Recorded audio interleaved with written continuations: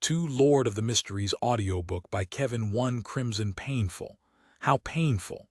My head hurts so badly. A gaudy and dazzling dream world filled with murmurs instantly shattered. The sound asleep Joe Mingrui felt an abnormal throbbing pain in his head as though someone had ruthlessly lashed at him with a pole again and again. No, it was more like a sharp object pierced right through his temples followed by a twist. Ouch.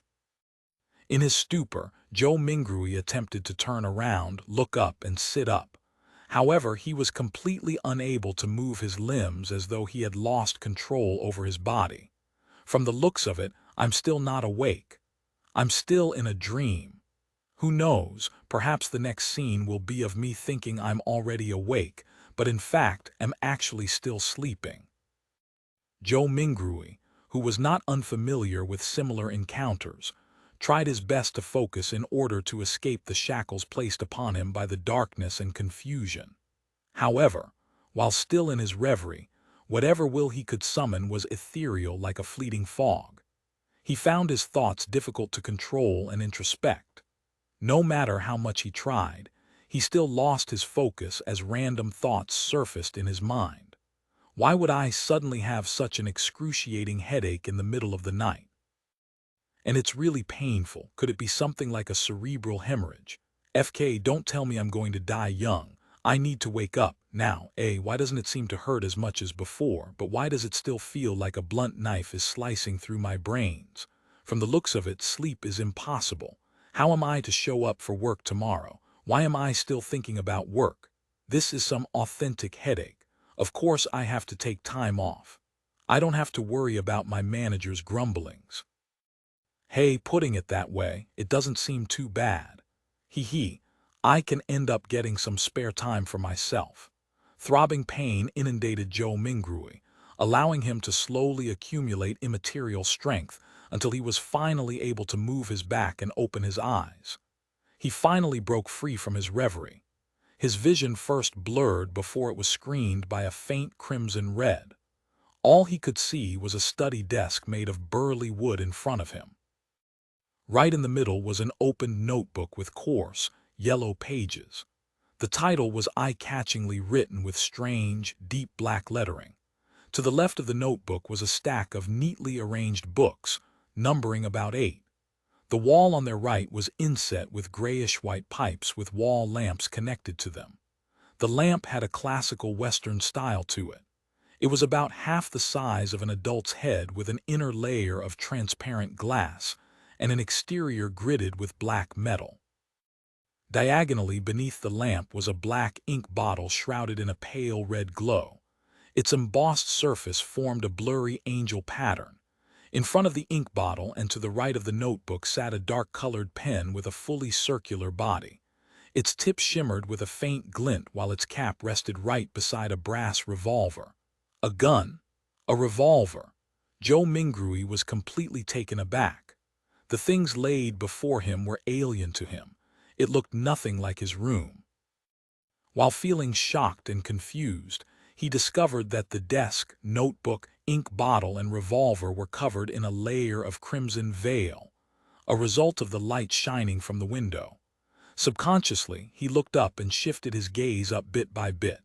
In midair, a crimson moon hung high above the backdrop of a black velvet curtain, glowing in silence. Joe Mingrui felt inexplicably horrified as he stood up abruptly. However, before his feet fully straightened, his brain protested with throbbing pain. It made him temporarily lose his strength as he fell uncontrollably. His buttocks slammed heavily onto the burly wood chair. The pain did little. Joe Mingrui stood up again by propping himself up. He turned around in a fluster as he began to size up the environment he was in. The room was not very large, with a brown door on each side of the room. Close to an opposite wall was a low wooden bed. Between the bed and the left door was a cabinet. Its 2 doors were swung open and beneath it were 5 drawers. To the side of the cabinet, there was the same grayish-white pipe on the wall at the height of a person.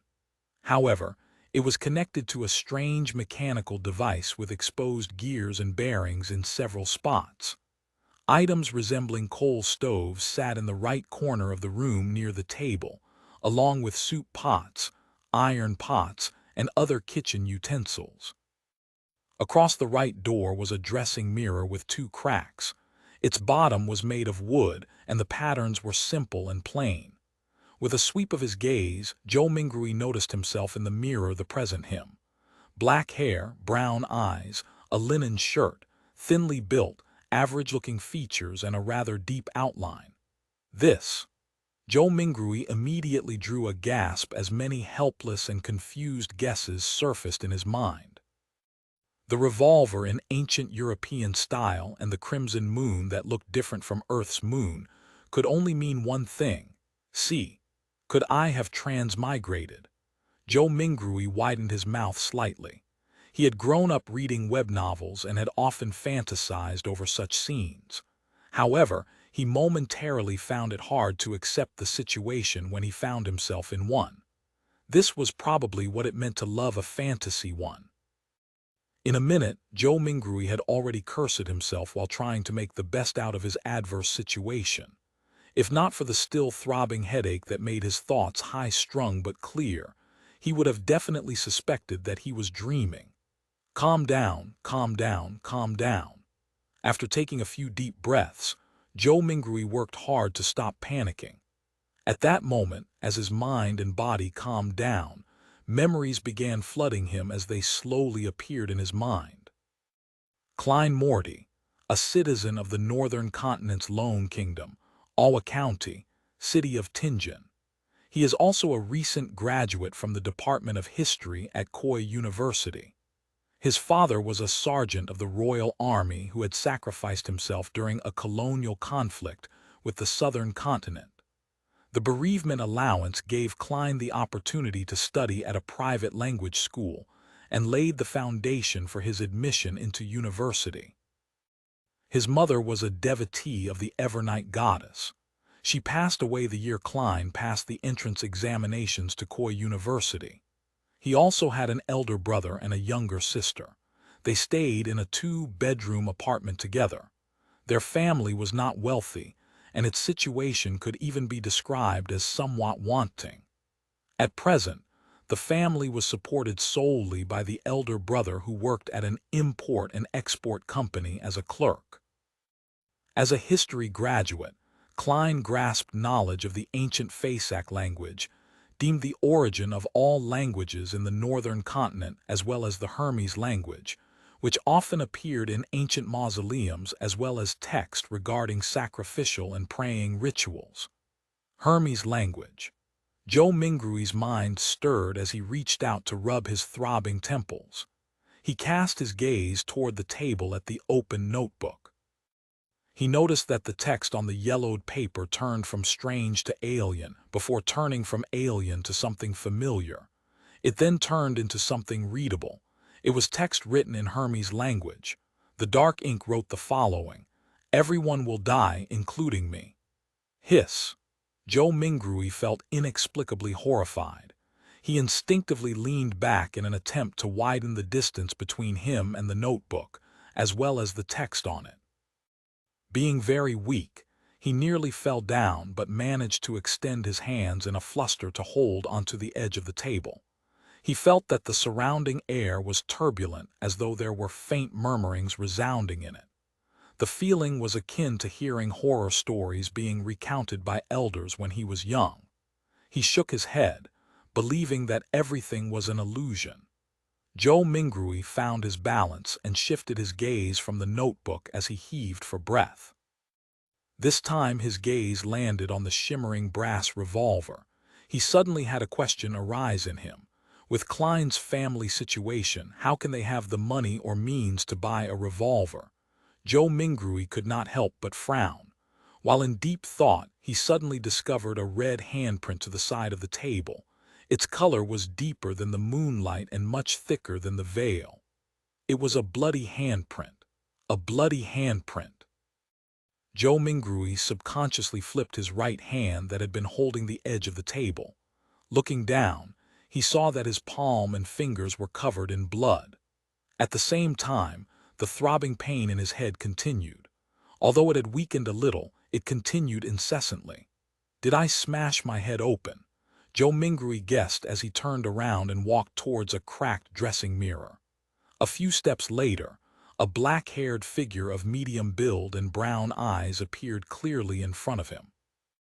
The person had a distinct scholarly air to him. Is this the present me, Klein Moretti?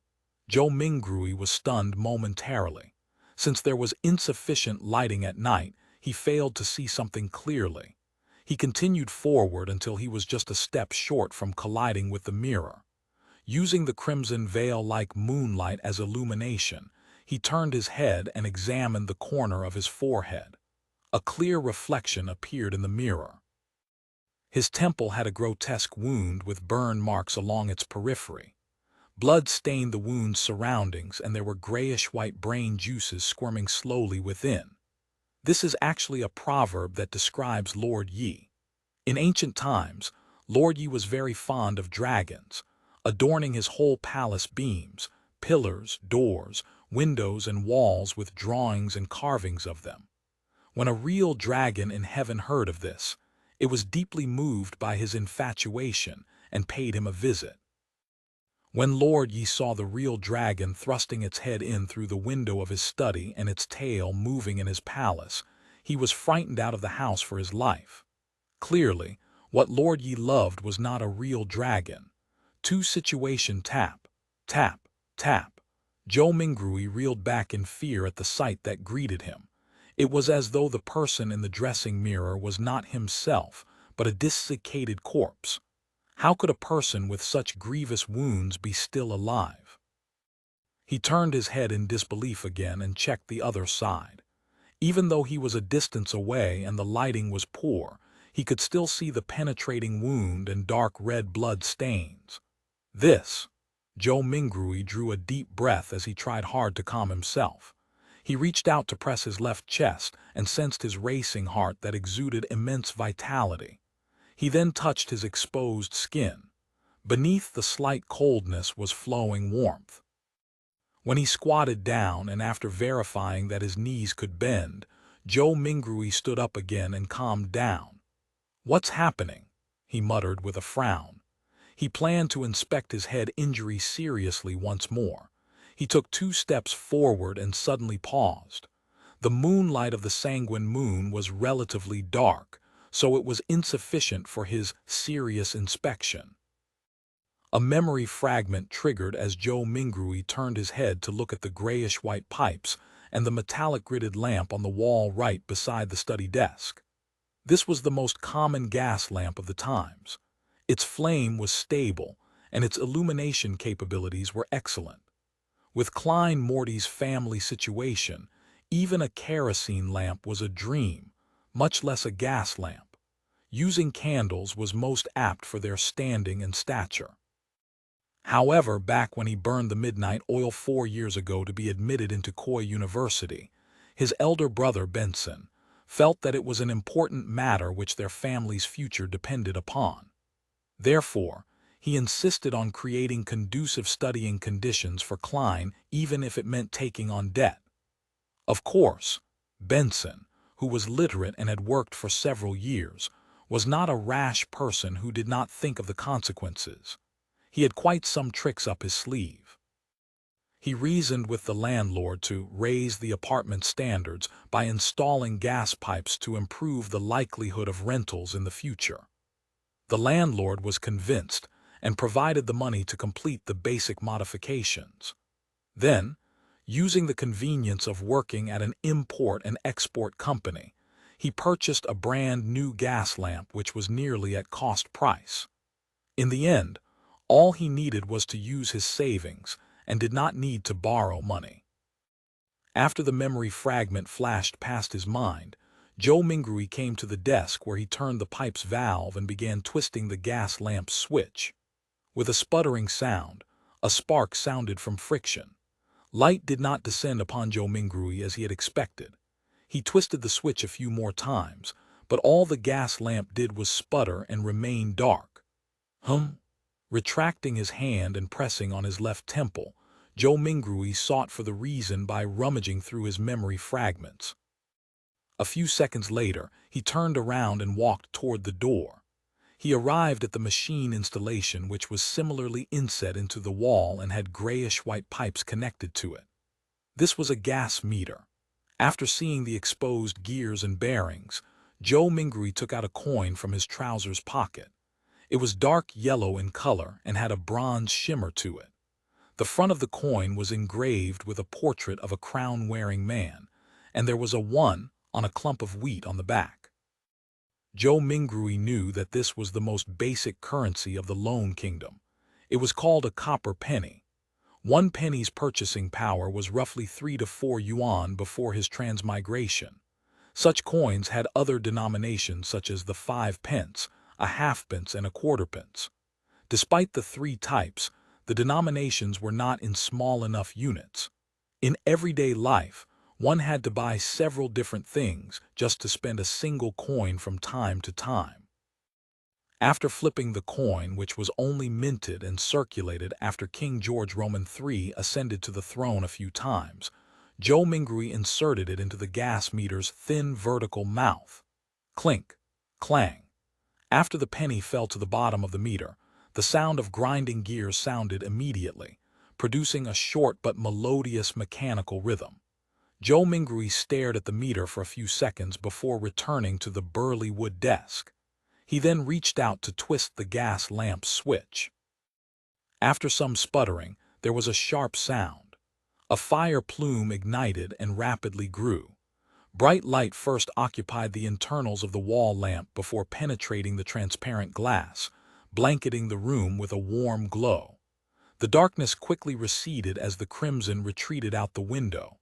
Joe Mingrui felt at ease for a baffling reason as he quickly came in front of the dressing mirror. This time, he seriously inspected his temple and did not miss a single detail.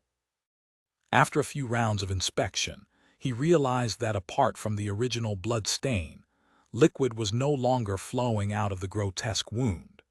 It appeared like it had received the best hemostasis and bandaging. As for the slowly squirming grayish-white brain and the discernible growth of flesh and blood around the wound, it meant that the wound might take 30 to 40 minutes, or maybe even 2 to 3 hours before it would only leave a light scar. The restorative effects that transmigration brings. Joe Mingrui curled up the right corner of his mouth as he muttered silently. Following that, he let out a long sigh. Regardless, he was still alive. After settling his mind, he pulled open a drawer and took out a tiny piece of soap. He took one of the old and tattered towels hanging by the side of the cupboard and opened the door. He then walked to the public bathroom, which was shared by the tenants on the second floor. Yes, I should clean up the blood stains on my head, or I'll keep looking like a crime scene. It's fine scaring myself, but if I were to scare my sister Melissa, when she gets up early in the morning tomorrow, it would be quite problematic. The corridor outside was pitch black. Silhouettes were barely accentuated by the crimson moonlight from the window at the end of the corridor. They looked like a pair of monster eyes that silently observed the living late into the night. Joe Mingrui lightened his footsteps as he walked towards the communal bathroom with a shuddering fear. When he entered, there was even more moonlight, allowing him to see everything clearly. Joe Mingrui stood in front of a wash basin and turned the tap's knob. Upon hearing the gushing sound of water, he suddenly recalled his landlord, Mr. Frankie. As water was included in the rent, this short and thin gentleman who wore a top hat, a vest, and a black suit always inspected the bathroom actively to take note of any sounds of flowing water. If the water gushed too loudly, Mr. Frankie would ignore all of his gentlemanly traits by flailing his walking stick and striking the bathroom's door, shouting things like "darn thief." Wastage is a shameless matter. I'll remember you.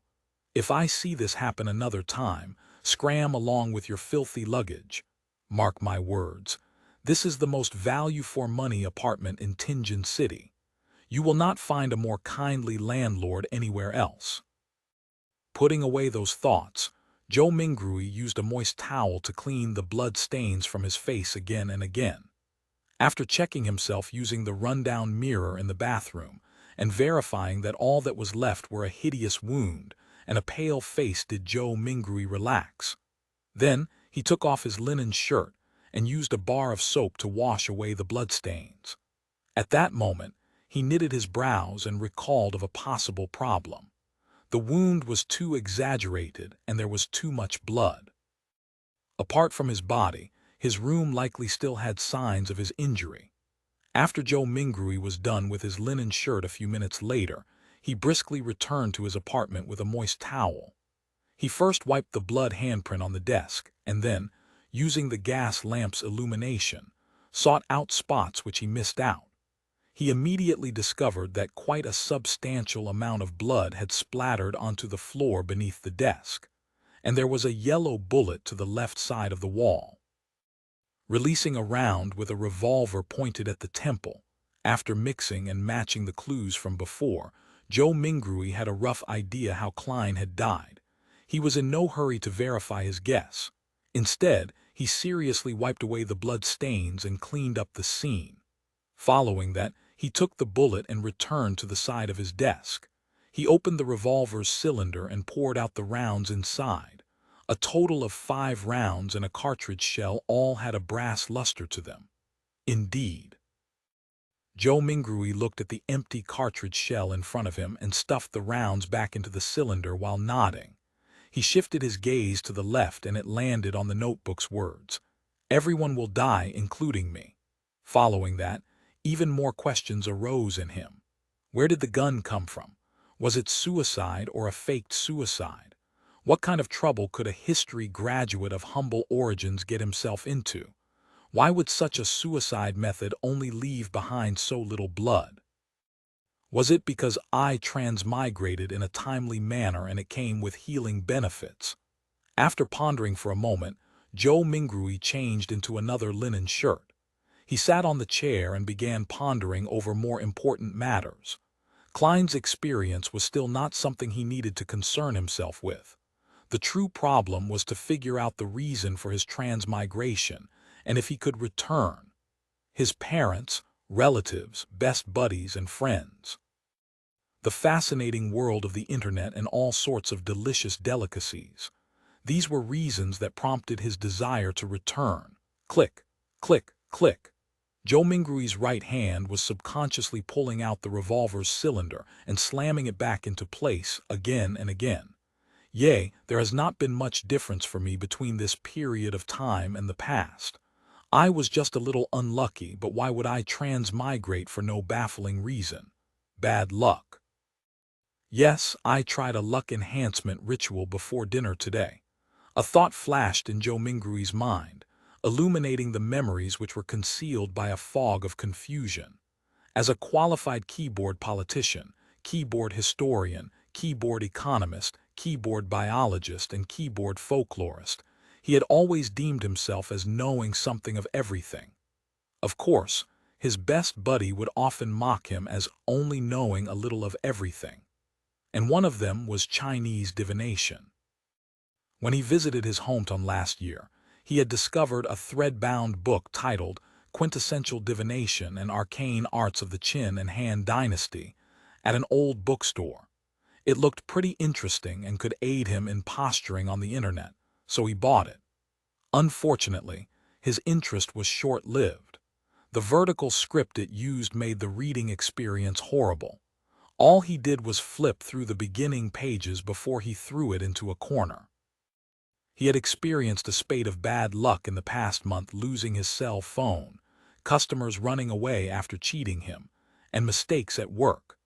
Only then did he suddenly recall the luck enhancement ritual written at the beginning of Quintessential Divination and Arcane Arts.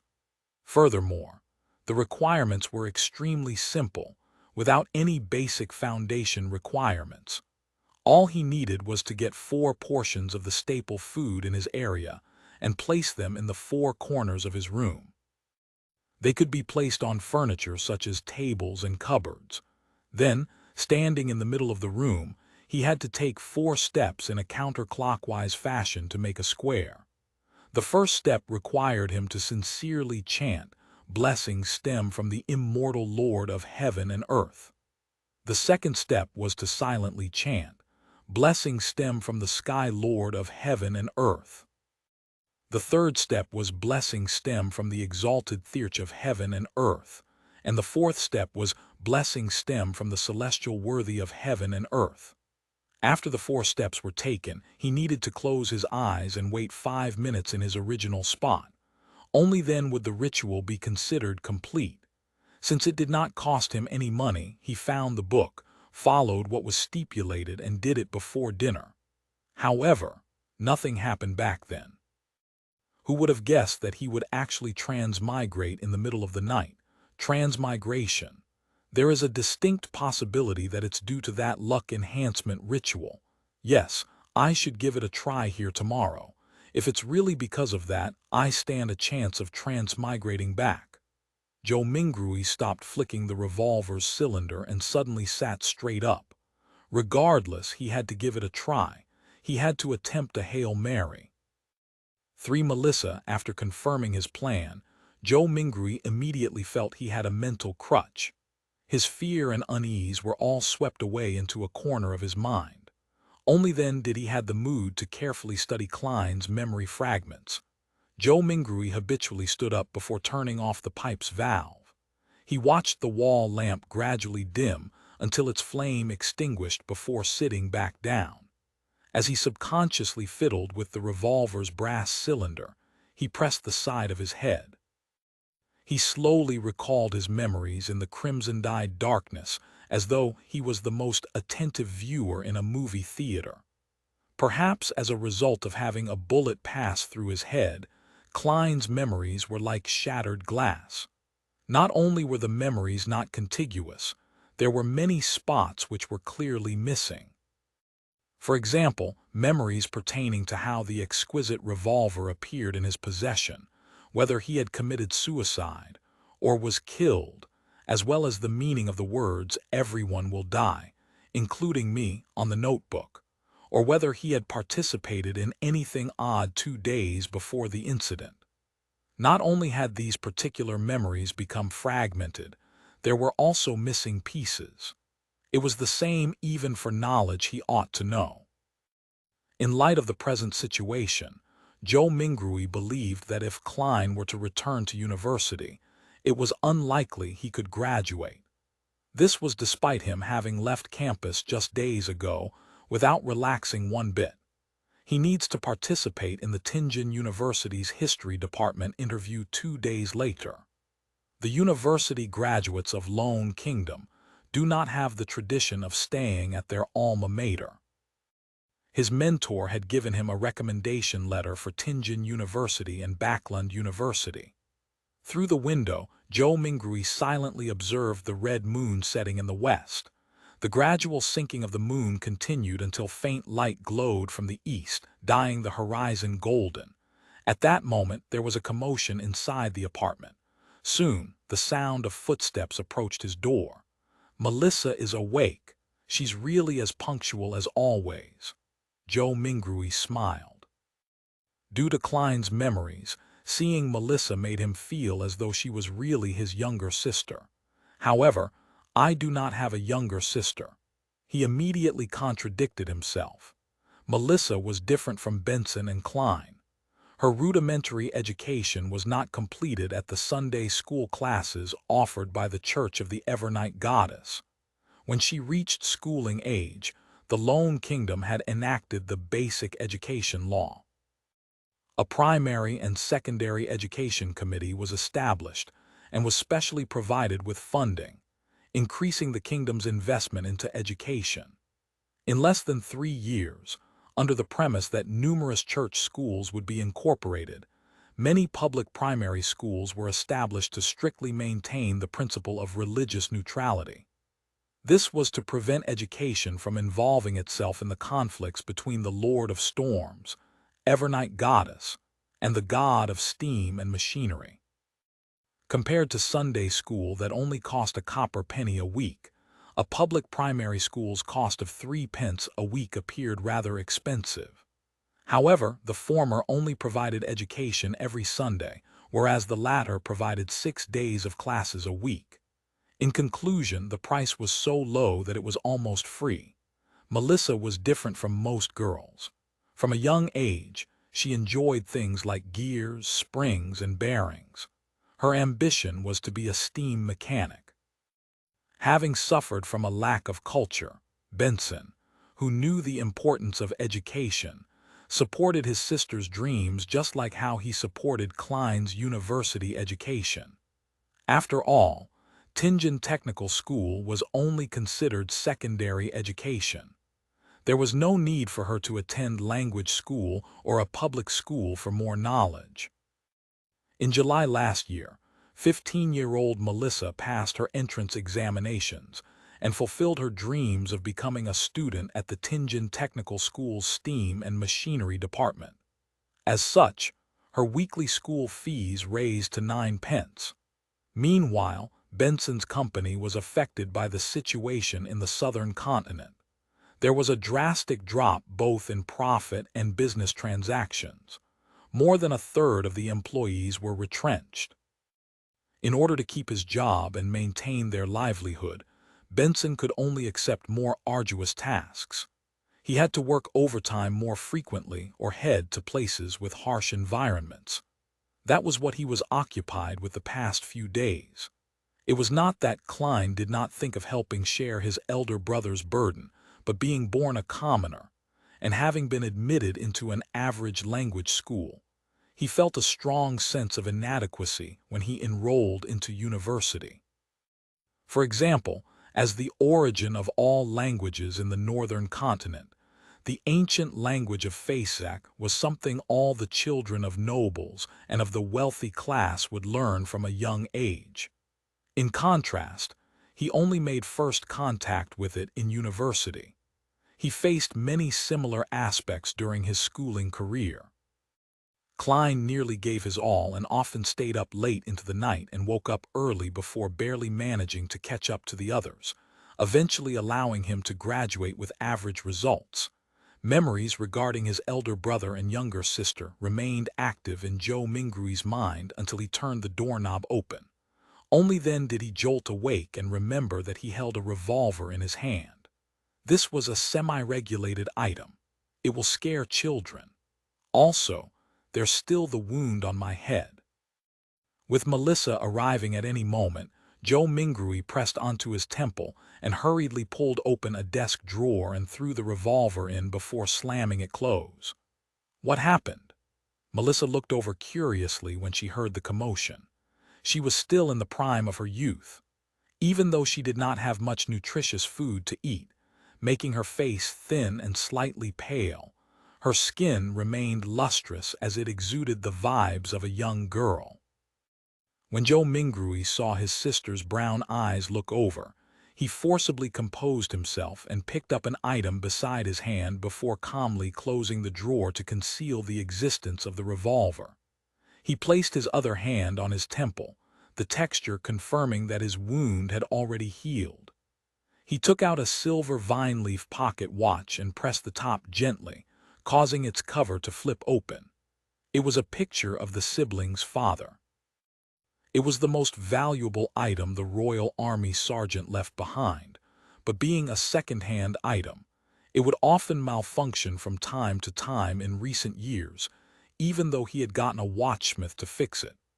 It had embarrassed Benson, who enjoyed bringing it with him to elevate his status many a time, so it was thrown away back at home in the end. It had to be said that perhaps Melissa did have talent in machinery. After grasping the principles behind the watch, she borrowed the tools from her technical school to fiddle with the pocket watch. Recently, she even claimed to have fixed it. Joe Mingrui looked at the watch's open cover and saw that the second hand was not moving. Subconsciously, he twisted the top dial to wind the pocket watch. However, despite winding it a few times, he did not hear the sound of taut springs. The second hand remained motionless. It looks like it's broken again. He looked at his sister while trying to find a topic of conversation. Melissa shot him an expressionless glance and briskly walked over to take the pocket watch away. She stood in her spot and pulled up the button sitting atop the pocket watch. With a few simple turns, the tick-tocking of the second hand sounded. Isn't pulling the button up usually meant to adjust the time? Joe Mingrui's expression immediately turned blank. At that moment, a bell chimed from a faraway cathedral. It chimed 6 times, sounding distant and ethereal. Melissa tilted her head to listen to it and pulled the button up once again. Following that, she turned it to synchronize the time. "It's okay now," she said simply without emotion. She then pressed the top button back and handed the pocket watch back to Joe Mingrui.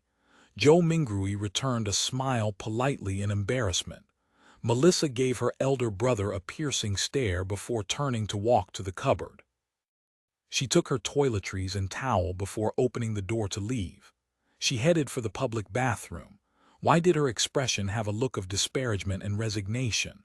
Is it a look of love and concern for a retarded brother? Joe Mingrui lowered his head and chuckled. He closed the pocket watch's cover with a click before opening it again. He repeated this action as his idle thoughts focused on a question. Klein committed suicide without a silencer. Well, I'll consider it as suicide for now. His suicide should have caused quite a commotion. Yet Melissa, who was just a wall away, did not notice it at all.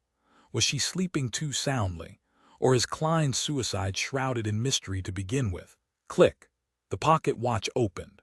Clack. The pocket watch closed. Melissa returned from washing up and saw her brother's subconscious act of constantly opening and closing the pocket watch. Her gaze was once again glazed with exasperation as she said with a sweet voice, "Klein, take out all the remaining bread. Remember to buy fresh ones today. There's meat and peas too. Your interview is soon. I'll make you mutton stewed with peas." As she spoke, she moved a stove out from a corner. With some charcoal, she boiled a pot of hot water. Before the water boiled, she opened the cupboard's lowest drawer and took out what seemed like a treasure, a can of inferior tea leaves. She threw about 10 leaves into the pot and pretended that it was real tea. Melissa poured 2 big cups of tea as she shared 2 pieces of rye bread with Joe Mingrui over tea. There is no sawdust or excessive gluten mixed in, but it is unappetizing. Joe Mingrui still felt weak and was starving. He forced himself to swallow the bread with the tea while complaining inwardly. Melissa finished eating a few minutes later. After she adjusted her black hair that reached down to her vest, she looked at Joe Mingrui and said, "Remember to buy fresh bread. All we need is 8 pounds. The weather is hot, so the bread will easily spoil. Also buy the mutton and peas. Remember to buy them." Indeed, she was showing concern for her dull brother. She even had to repeat to emphasize it another time. Joe Mingrui nodded with a smile. "All right." Regarding the Lone Kingdom's pound, Joe Mingrui matched Klein's muscle memory with his. He believed it was close to half a kilogram of what he was accustomed to. Melissa did not say anything further. She stood up and tidied the area. After packing away the last bit of bread for lunch, she put on a tattered veil cap that their mother left behind, picked up a self-sewn bag used to carry her books and stationery, and prepared to leave. It was not Sunday, so she had an entire day of classes to attend. Walking from their apartment to Tingen Technical School took about 50 minutes. There were public horse carriages that cost a penny a kilometer with a limit of 4 pence in the city and 6 pence in the city outskirts. In order to save money, Melissa would leave ahead of time and walk to school. Moments after she opened the main door, she paused in her footsteps and turned her body halfway, saying, "Klein, don't buy too much mutton or peas. Benson might come back on Sunday. Oh, and remember, we only need 8 pounds of bread." "All right, sure thing," answered Joe Mingrui exasperatedly. Simultaneously, he repeated the word Sunday a few times in his head. In the northern continent, a year was similarly split into 12 months. Every year, there was 365 or 366 days. A week was similarly split into 7 days. The splitting of months was a result of astronomical observations. It made Joe Mingrui suspect whether he was in a parallel world. As for the splitting of days, it was a result of religion. This was because Northern Continent had 7 orthodox gods: the eternal blazing sun, the Lord of storms, the god of knowledge and wisdom, the Evernight goddess, Mother Earth, the god of war, and the god of steam and machinery. Watching his sister close the door and leave, Joe Mingrui suddenly sighed. Soon his thoughts focused onto the luck enhancement ritual. Sorry, I really wish to return home. For divination, returning to his chair again, he heard the faraway cathedral's bells chime again.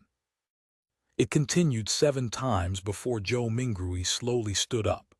He went up front of the cupboard and took out his clothes. A black vest with a matching suit, trousers that clung tightly to his legs, a half-top hat, and his faint scholarly air made Joe Mingrui feel like he was watching an English drama set in the Victorian era. He suddenly muttered softly as he shook his head with a wry smile, "I'm not going for an interview. All I'm doing is buying some ingredients to prepare for my luck enhancement ritual." Klein was so concerned about his impending interview that it became instinct. When he was not focused enough, he habitually wore his only decent set of clothing. After taking a breath, Joe Mingrui took off his suit and vest, switching to a brownish-yellow coat. He also changed to a felt hat with a rounded edge of the same color. With his outfit done, he walked to the side of the bed and lifted a square cushion. He reached his hand into an inconspicuous hole beneath and rummaged around before finding an intermediate layer. When he retracted his right hand, there was a roll of notes in his palm. There were about 8 notes with faded dark green colors. These were all the savings Benson had at the moment. It even included the living expenses for the next 3 days. 2 of them were 5 solely notes, and the remaining were 1 solely notes. In the Lone Kingdom's currency system, solely was ranked second. It originated from ancient silver coins. 1 solely was equivalent to 12 copper pence. They had denominations of 1 and 5 solely. At the top of the currency system was the gold pound. They were also paper-based but were guaranteed by gold and pegged directly. A gold pound was equivalent to 20 solely. They had denominations of 1, 5, and 10 gold pounds. Joe Mingrui spread a note and caught a whiff of the faint, unique ink. This was the smell of money. Perhaps a result of Klein's memory fragments or his constant desire for money, Joe Mingrui felt like he had instantly fallen in love with these notes. Look, their designs are so beautiful.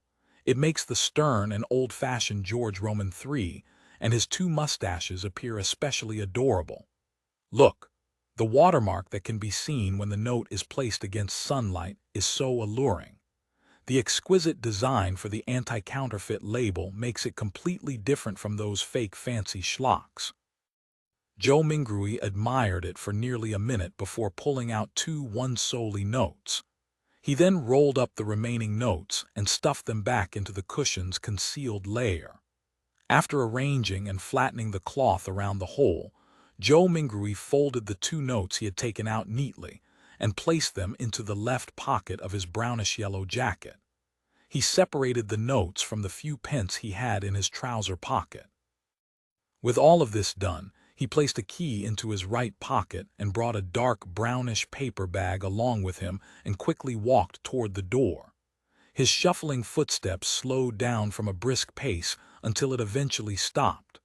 Joe Mingrui stood by the door and was unsure when he had already begun to frown. Klein's suicide was fraught with peculiarities. Would he encounter any accidents if he were to leave just like that? After some deep thought, Joe Mingrui returned to his desk and pulled open the drawer. He then took out the shimmering brass revolver. This was the only defensive weapon he could think of, and it was the only weapon with sufficient power. Although he had never practicing shooting, just pulling such a revolver out would definitely daunt anyone.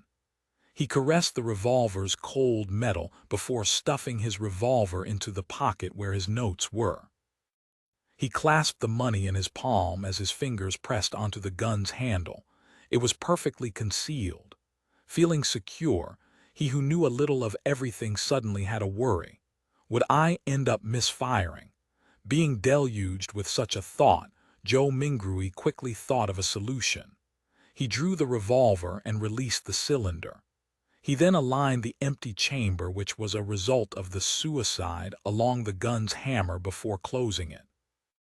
This way, even if there was a misfire, he would discharge an empty round. After stuffing his revolver back into his pocket, Joe Mingrui kept his left hand in there. He pressed down on his hat with his right hand and pulled open the door before leaving. The corridor during the day remained dim as limited sunlight shone in from the window situated at the end of the corridor. Joe Mingrui quickly went down the stairs and left the apartment before taking in the brilliance and warmth of the sun. Although it was almost July, it was still considered the middle of summer. However, Tingen was situated north of the Lone Kingdom, so it had unique climate characteristics. The highest annual temperature was not even 30 degrees C on Earth, with even cooler mornings. However, the streets were awash with filthy water and strewn junk. From Klein's memories, this was not a rare sight in low-income communities, even if there were sewers. After all, there were just too many people and people needed to survive. Come and try our delicious roasted fish, hot and fresh oyster soup. Drink a bowl in the morning and feel invigorated all day. Fresh fish from the port for just 5 pence a piece. Muffins and eel soup make the perfect combination. Conch, conch, conch. Vegetables freshly plucked from the farms outside the city, cheap and fresh. The mobile hawkers who sold vegetables, fruits, and hot food shouted along the streets as they beckoned the rushing pedestrians. Some of them would stop and carefully compare before purchasing. Others would impatiently wave their hands as they had yet to find work for the day. Joe Mingrui took in a whiff of the air that mixed both noxious and fragrant aromas. As he clenched the revolver tightly in his left hand, he held the notes tight. He pressed down on his hat with his right hand while passing through the busy street, slouching a little. There was bound to be thieves in populated areas.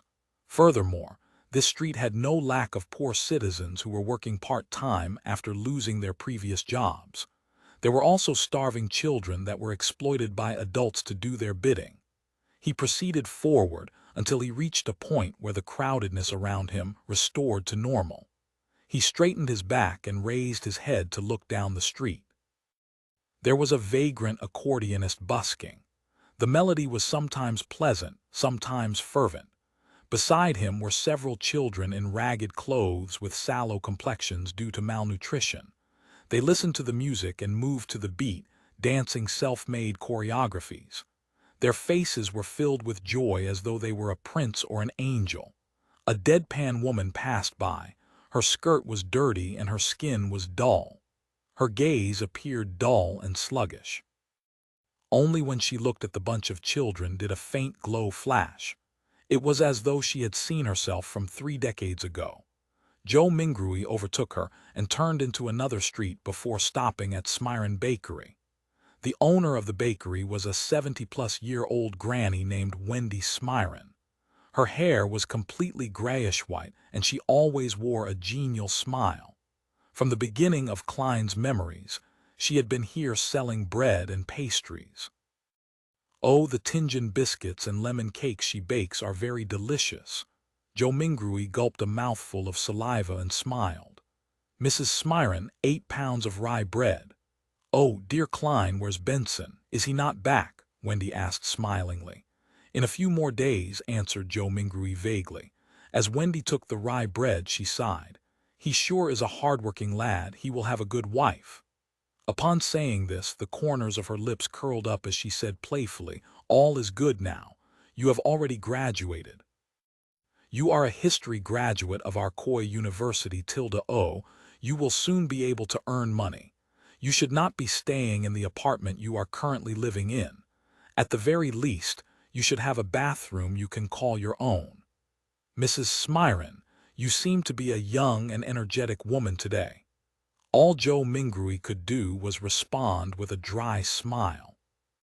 If Klein were to successfully pass his interview and become a lecturer at Tingen University, it was true that his family would immediately be pushed up to a higher socioeconomic status. In his memory fragments, he had once fantasized about renting a bungalow in the suburbs.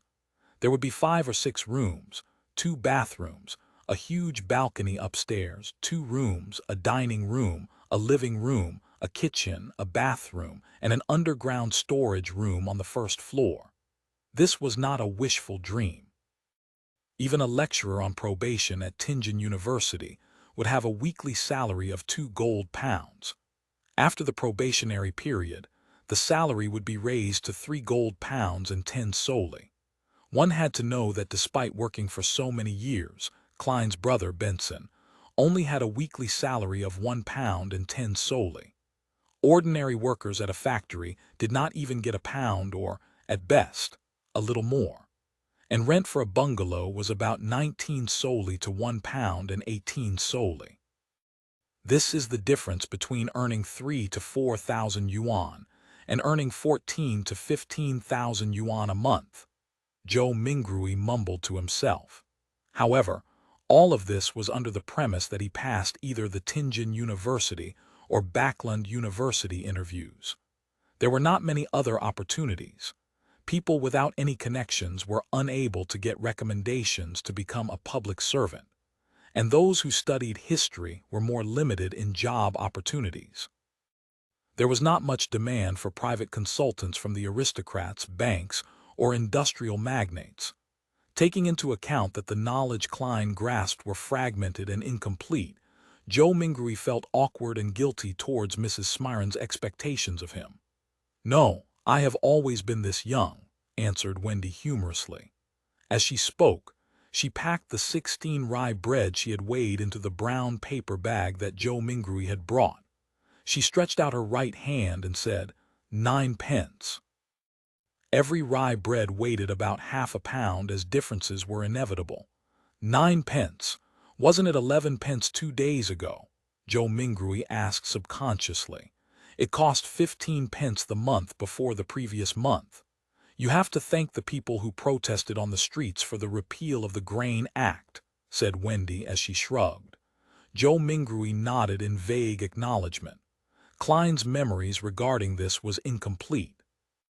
All he remembered was that the core tenet of the Grain Act was to protect the prices of domestic agriculture products. Once the prices rose to a certain level, grain imports from southern nations like Fanepotter, Masson, Lemberg were stopped. Why would people protest the act? Without saying much, Joe Mingrui, afraid he would end up pulling out the revolver, carefully took out his notes and handed one of them over to Mrs. Smiron. He was given 3 copper pence in change. Stuffing them into his trouser pocket, he took the paper bag containing the bread and headed for the lettuce and meat market across the street. He was working hard for the mutton stewed with peas his sister had exhorted. There was a municipal square at the intersection of Iron Cross Street and Daffodil Street. Many tents were erected there, and clowns dressed in odd and funny attires were distributing flyers. "There's a circus performance tomorrow night." Joe Mingrui glanced at the flyers in the hands of others as he read their contents under his breath. Melissa would definitely like it. However, how much is the entrance fee? With that thought, Joe Mingrui went closer. Just as he was about to ask a clown with a red and yellow painted face, a hoarse woman's voice sounded from beside him. "Would you like to try a divination?" Joe Mingrui subconsciously turned his head and saw a woman wearing a pointed hat and a long black dress standing in front of a short tent. Her face was smeared with red and yellow paint, and her eyes were a profound grayish blue. "No," Joe Mingrui shook his head in response. He did not have the spare cash for divination. The woman laughed and said, "My tarot divination is very accurate." Tarot? Joe Mingrui was instantly dumbfounded. This pronunciation was almost identical to the tarot cards on Earth, and tarot cards from Earth were a set of cards used for divination. They just had graphics that represented different omens. Wait. He suddenly recalled the origins of tarot divination in this world. It did not originate from the 7 orthodox gods, nor was it an ancient legacy. Instead, it was created by the Intes Republic's consul of that era, Rosel Gusta, more than 170 years ago. This Mr. Rosel invented the steam engine, improved the sailing boat, overthrew the Intes kingdom's imperial rule, and was recognized by the god of craftsmanship. He also became the first consul of the Intes Republic. Later, he invaded other nations and placed Lemberg and other nations under his protection. He made the Lone Kingdom, Fainapotter, Fasek Empire, and other powerful northern continent nations bow down to the Intes Republic. Following that, the Republic was then changed to an empire, and he became the self-proclaimed Emperor Caesar. It was during Rosel's rule that the Church of Craftsmanship received its first public holy revelation since the 5th epoch. Ever since, the god of craftsmanship was changed to the god of steam and machinery. Rosel also invented tarot divination. He also established the contemporary system of paper-based cards and their playstyles. There were many familiar styles that Joe Mingrui was familiar with, such as Upgrade, Fighting the Landlord, Texas Poker, and Quint. In addition, the marine fleets he sent out discovered a sea route that led to the southern continent through the stormy and turbulent seas. This also began the era of colonialism. Unfortunately, he was betrayed in his old age. In the year 1198 of the 5th epoch, he was assassinated by the combined forces of the Church of the Eternal Blazing Sun, the former Intes royal family, the Sauron family, and other aristocrats. He eventually died in the White Maple Palace. To recall such general knowledge suddenly made him facepalm. Could this be a transmigration senior? With this in mind, Joe Mingrui was intrigued to see what tarot cards looked like. Therefore, he nodded at the pointy hat woman with the painted face and said, "If the, price is reasonable, I'll give it a try." The woman immediately said with a laugh, "Sir, you are the first one here today, so it's on the house. 5 ritual free. Free things cost the most." Joe Mingrui silently mumbled and decided that he would not purchase any additional services, whatever they were. He would firmly refuse them all. "If you are really that capable, try divining that I transmigrated here." With this in mind, Joe Mingrui followed behind the woman whose face was painted red and yellow, stooping low to enter the low tent. The tent's interior was extremely dark, illuminated only by several beams of light that managed to seep inside. A table covered with paper cards could be made out faintly in the low illumination. The woman with the sharp, pointy hat was not affected by this at all. Her long black dress glided as though it was moving over water while she went around to the table. She sat on the opposite side and lighted a candle. The dim yellow light flickered, causing the inside of the tent to appear bright and dark at the same time. It instantly added a much more mysterious feel to the atmosphere. Joe Mingrui sat down quietly, his gaze sweeping over the tarot cards on the table, where he discovered familiar cards like the Magician, the Emperor, the Hanged Man, and Temperance, etc. Could Rosel have been a senior? I wonder if he was also a fellow countryman of mine. Joe Mingrui mumbled to himself subconsciously. Before he could finish looking at the opened cards on the table, the woman who claimed to have accurate divinations had already reached out her hands to gather all of the cards together. She stacked them into a deck and pushed it in front of him. "Shuffle the cards first and cut the deck," the circus fortune-teller said in a muted voice. "Me? Shuffle?" Joe Mingrui asked reflexively. The yellow and red paint on the fortune-teller's face squirmed together as she revealed a slight smile, saying, "Of course, everyone's destiny can only be unraveled by themselves. I only serve as a reader of it." Joe Mingrui immediately questioned her warily. "This reading does not require additional fees, right? As a keyboard folklorist, I've already seen too many of such tricks. The fortune teller was visibly taken aback before finally saying muffledly, "It's free." Joe Mingrui, relieved, stuffed the revolver further back into his pocket. Thereafter he calmly reached out his two hands to shuffle and cut the deck skillfully. "It's done." He placed the already shuffled tarot cards in the middle of the table. The fortune teller clasped the cards with both her hands and carefully looked at cards for a while. Then she suddenly opened her mouth and said, "I'm sorry, I forgot to ask, but what would you like to ask about?" Back when he was wooing his first love, Joe Mingrui had also done research on tarot cards.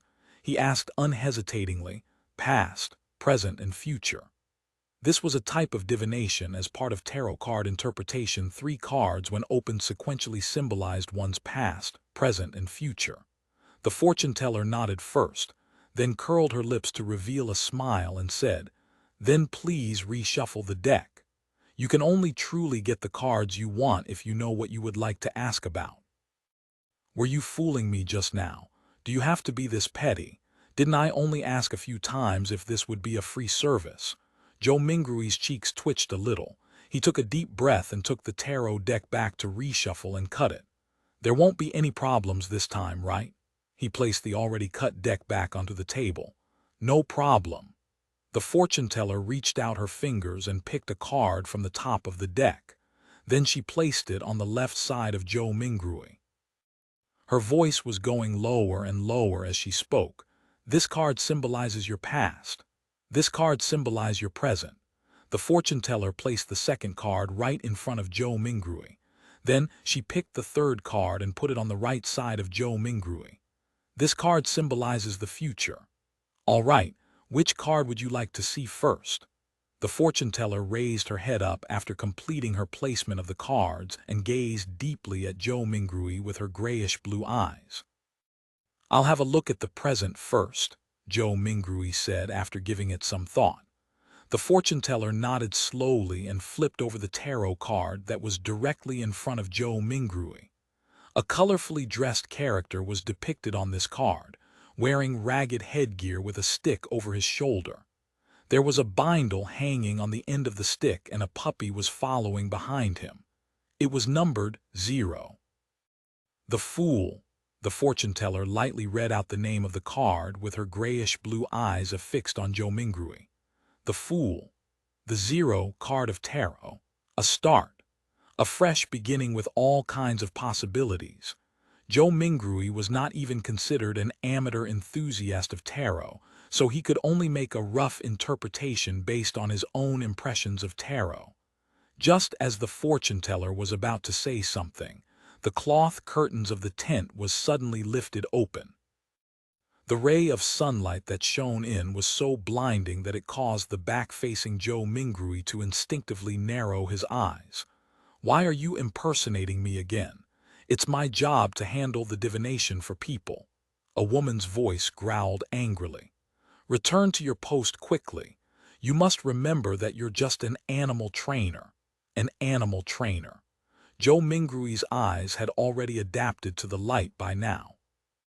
He saw a similar-looking woman who was also wearing a sharp, pointy hat in a black dress, with her face painted in red and yellow as well. The only difference was that she was taller and had a slimmer physique. The woman who was seating in front of him immediately stood up and said disgruntledly, "Don't mind this, it's just that I like doing this. But I have to say, my divination and interpretation can be really accurate sometimes. I'm serious." She spoke and lifted up her dress to go around from the side of the table before quickly trotting away from the tent. "Sir, would you like me to interpret your cards for you?" The real fortune teller looked at Joe Mingrui and asked with a smile. Joe Mingrui's lips twitched and asked her sincerely, "Is it free?" "No," the real fortune teller answered. "Then forget it." Joe Mingrui pulled his hands back and put them into his pockets. He clutched his revolver and money before stooping again to exit the tent. Damn. He actually got an animal trainer to be his fortune teller. Was an animal trainer who didn't want to be a fortune teller not a good clown? Joe Mingrui very quickly put this matter behind him. He spent 7 pence at the lettuce and meat market for a pound of not-so-great mutton. Then he also bought some tender broad beans, cabbage, onions, potatoes, and other items. Together with the bread that he bought earlier, he spent a total of 25 copper pennies, which converted to 2 soldi and 1 pence. There is really not enough to go around for spending. Poor Benson. Not only had Joe Mingrui spent the 2 notes that he had brought with him, but it was also necessary for him to top it up with the 1 penny he had in his pocket. He just sighed and did not think further about it as he hurried back home. With the staple food, he could now carry out the luck enhancement ritual. After the second-floor tenants gradually left, Joe Mingrui was still in no hurry to carry out the ritual. Instead, he translated the blessing stem from the immortal Lord of heaven and earth, and related phrases into the ancient Fasak language, as well as the Lone language. He was intending to try the ritual again the next day in those local languages if the original incantation did not take effect. After all, he had to take into consideration the differences between the 2 worlds. In Rome, do as the Romans do. As for translating it into an ancient ritual prayer that used the dedicated Hermes language, Joe Mingrui had a difficult time completing it due to his lack of vocabulary. After readying everything, he finally took out the 4 loaves of rye bread. He placed one in the corner where the coal stove was originally, one at the bottom inner side of the dress mirror, one at the top of the cupboard where 2 walls met, and one at the right side of the study table where miscellaneous items were kept. With a deep breath, Joe Mingrui came to the center of the room and spent a few minutes to calm himself. Then, he took a solemn step forward and went in a counterclockwise direction in the shape of a square. When he took the first step, he chanted in a low whisper, "Blessings stem from the immortal Lord of heaven and earth." The second step, he sincerely chanted, "Blessings stem from the Sky Lord of heaven and earth." The third step, Joe Mingrui breathed out a whisper, "Blessings stem from the exalted Theurge of heaven and earth." At the fourth step, he spat out a foul breath and meditated in concentration. "Blessings stem from the celestial worthy of heaven and earth." When he returned back to the original spot, Joe Mingrui closed his eyes and waited in his place for an outcome. He had some anticipation in him, some unease, some hope, and some fear. Could he make it back? Was there going to be any effect? Could there be some unexpected situation? The unknown in front of him was tainted with the crimson light of hope. Joe Mingrui's thoughts were swirling in his head and was finding it difficult to quell it. It was at this time that he suddenly felt the surrounding air seem to stop, becoming thick and mysterious.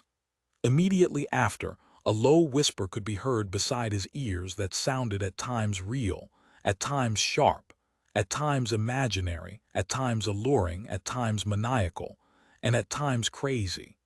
He clearly did not understand the murmuring that went on, but Joe Mingrui still couldn't help himself from wanting to listen to it and distinguish what it was saying. His head was in pain again. It was so painful that it felt like someone had stuck a steel drill rod into it. Joe Mingrui only felt like his head was going to explode. His thoughts were filled with a psychedelic of colors. He knew that something was wrong and tried to open his eyes. However, he wasn't even able to complete such a simple action. His entire body was getting tighter and tighter, and it felt like he could just break apart at any time. At this time, a self-mocking thought came up in Joe Mingrui's mind. If you didn't seek death, you wouldn't die. He could no longer bear with it. Just as his mind was going to break, the murmuring of voices faded away and his surroundings became very quiet. The mood was an erratic one. It was not only the mood.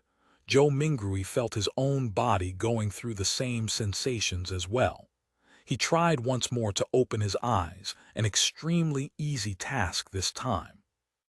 A gray fog appeared over his eyes' haziness, vague and endless. What's with this situation? Joe Mingrui suddenly looked around him and then lowered his head down to discover that he was floating at the edge of an endless fog. The fog was flowing like water and was dotted with a lot of crimson stars.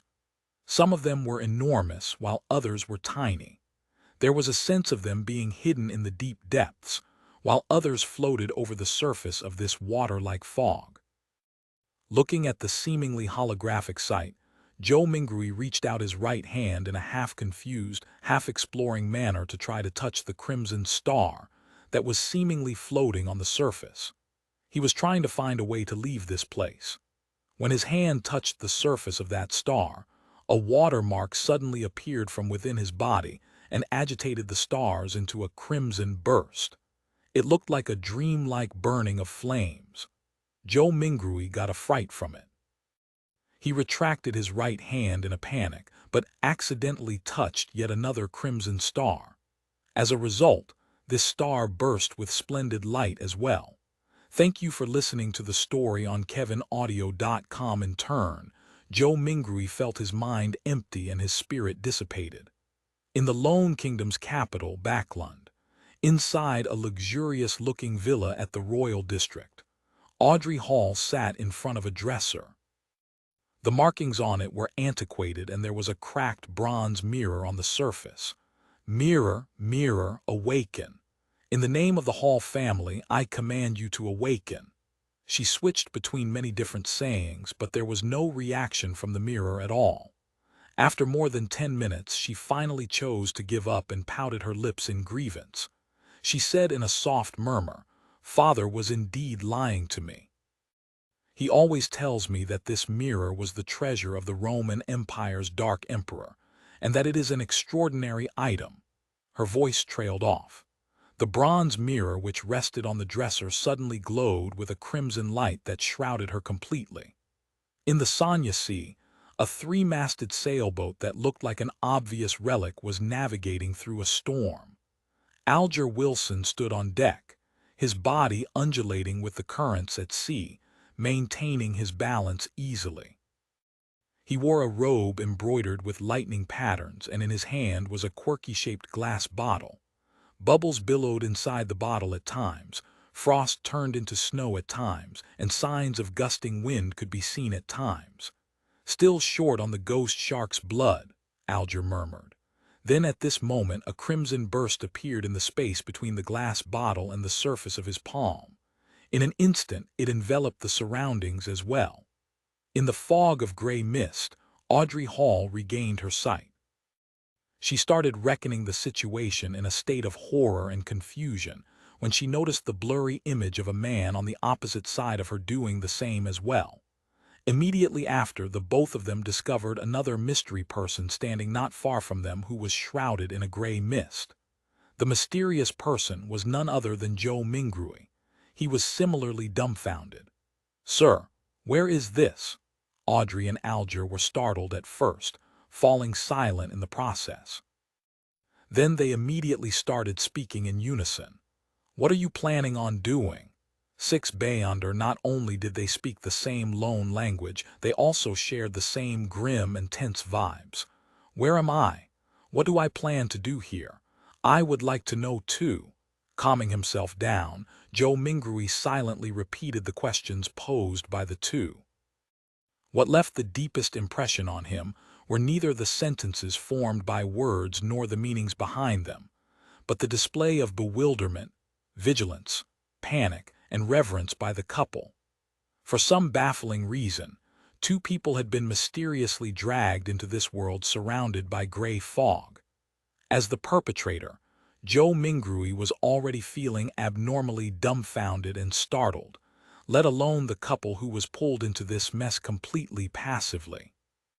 For them, such events and encounters might already be beyond their imaginations, right?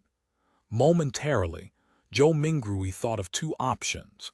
The first option was feigning victimhood to hide his true identity, and in turn gain a considerable amount of trust. He could then take a wait-and-see approach and take advantage of his circumstances where necessary. The other option was to maintain his mysterious identity in the eyes of the couple. He could then affect the subsequent development while gleaning valuable information from them. Without the luxury of time to deliberate over the situation, he grasped hold of the thought that flashed across his mind. He made an immediate decision to try out the second idea, exploit the psychological state of the others to gain the greatest advantage for himself. After a few seconds of silence in the fog, Joe Mingrui chuckled. With a low but not heavy tone, he calmly spoke as though he was replying to the polite greetings from the visitors. An attempt, an attempt, an attempt. Audrey Hall looked at the mysterious guy veiled in the grayish-white fog, and the only thought was that whatever was happening was absurd, funny, horrifying, and weird. She was at the dressing table inside her bedroom only moments ago, but just by turning around she had come into this place that was filled with gray fog. How inconceivable. Audrey took a breath, revealing an impeccable, courteous smile. She asked in a somewhat perturbed way, "Sir, is the attempt over? Might you permit our return?" Alger Wilson also had the intentions to probe Joe Mingrui in a similar fashion, but his rich experience made him statelier. He held back his impulse and only took on the role of a silent onlooker. Joe Mingrui looked at the questioner. Looking through the hazy mist, he could roughly see the silhouette of the person in question. It was a tall girl with smooth blonde hair, but her exact countenance could not be seen clearly. He did not rush to reply the girl's question, but turned around to look at the man.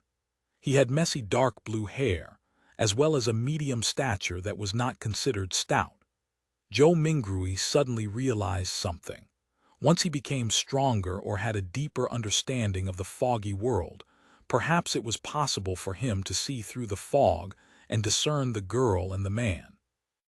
In this situation, they are the visitors, and I'm the master. After changing his mindset, Joe Mingrui instantly noticed details that he had neglected earlier on. The girl with a melodious voice and the mature, withdrawn man both looked considerably incorporeal. Tainted by a faint crimson red, they resembled a projected image of the two crimson-red stars beyond the gray fog. This projection was based on the connection between the crimson red and himself, an intangible connection that only he himself could realistically grasp hold of. The projection would disappear once the connection was cut, and the couple would then return. Joe Mingrui nodded mildly and looked at the blonde, chuckling. Of course, if you make a formal request, you can return this very moment. When she did not identify any ill intention from his tone, Audrey heaved a sigh of relief. She believed that since a gentleman who was capable of such miraculous things had given his word, he would definitely abide by it stringently. With her mind somewhat mollified, she surprisingly was in no hurry to request her leave. She rolled her virid eyes left and right, which sparkled with an abnormal radiance. She said in an anxious, anticipative, and tempted manner, "This is such a wonderful experience. Yes, I have always been hoping that something like this would happen. I mean, I like mysteries and supernatural miracles. No, my point is what I mean is that, sir, what can I do to become a beyonder?" She got more excited as she spoke, so much so she was fumbling over her words. The dream that sprouted in her as a result of listening to thrilling fantasies as told by her elders finally saw the possibility of being materialized. However, with just a few words, she had already forgotten all her previous fears and horrors. Good question. I would also like to know the answer, Joe Mingrui complained inwardly. He started to ponder on an answer to the question to maintain his unfathomable image. At the same time, he felt that it was quite unbecoming of him to talk while standing. Shouldn't he be in a palace, sitting at the head of a long table, and on a mysterious high-backed chair engraved with ancient patterns, while silently observing his visitors? As soon as this thought surfaced, the gray fog started to churn, giving both Audrey and Alger a shock. In an instant, they saw a number of towering stone pillars around them. Above them was a vast dome that encapsulated them.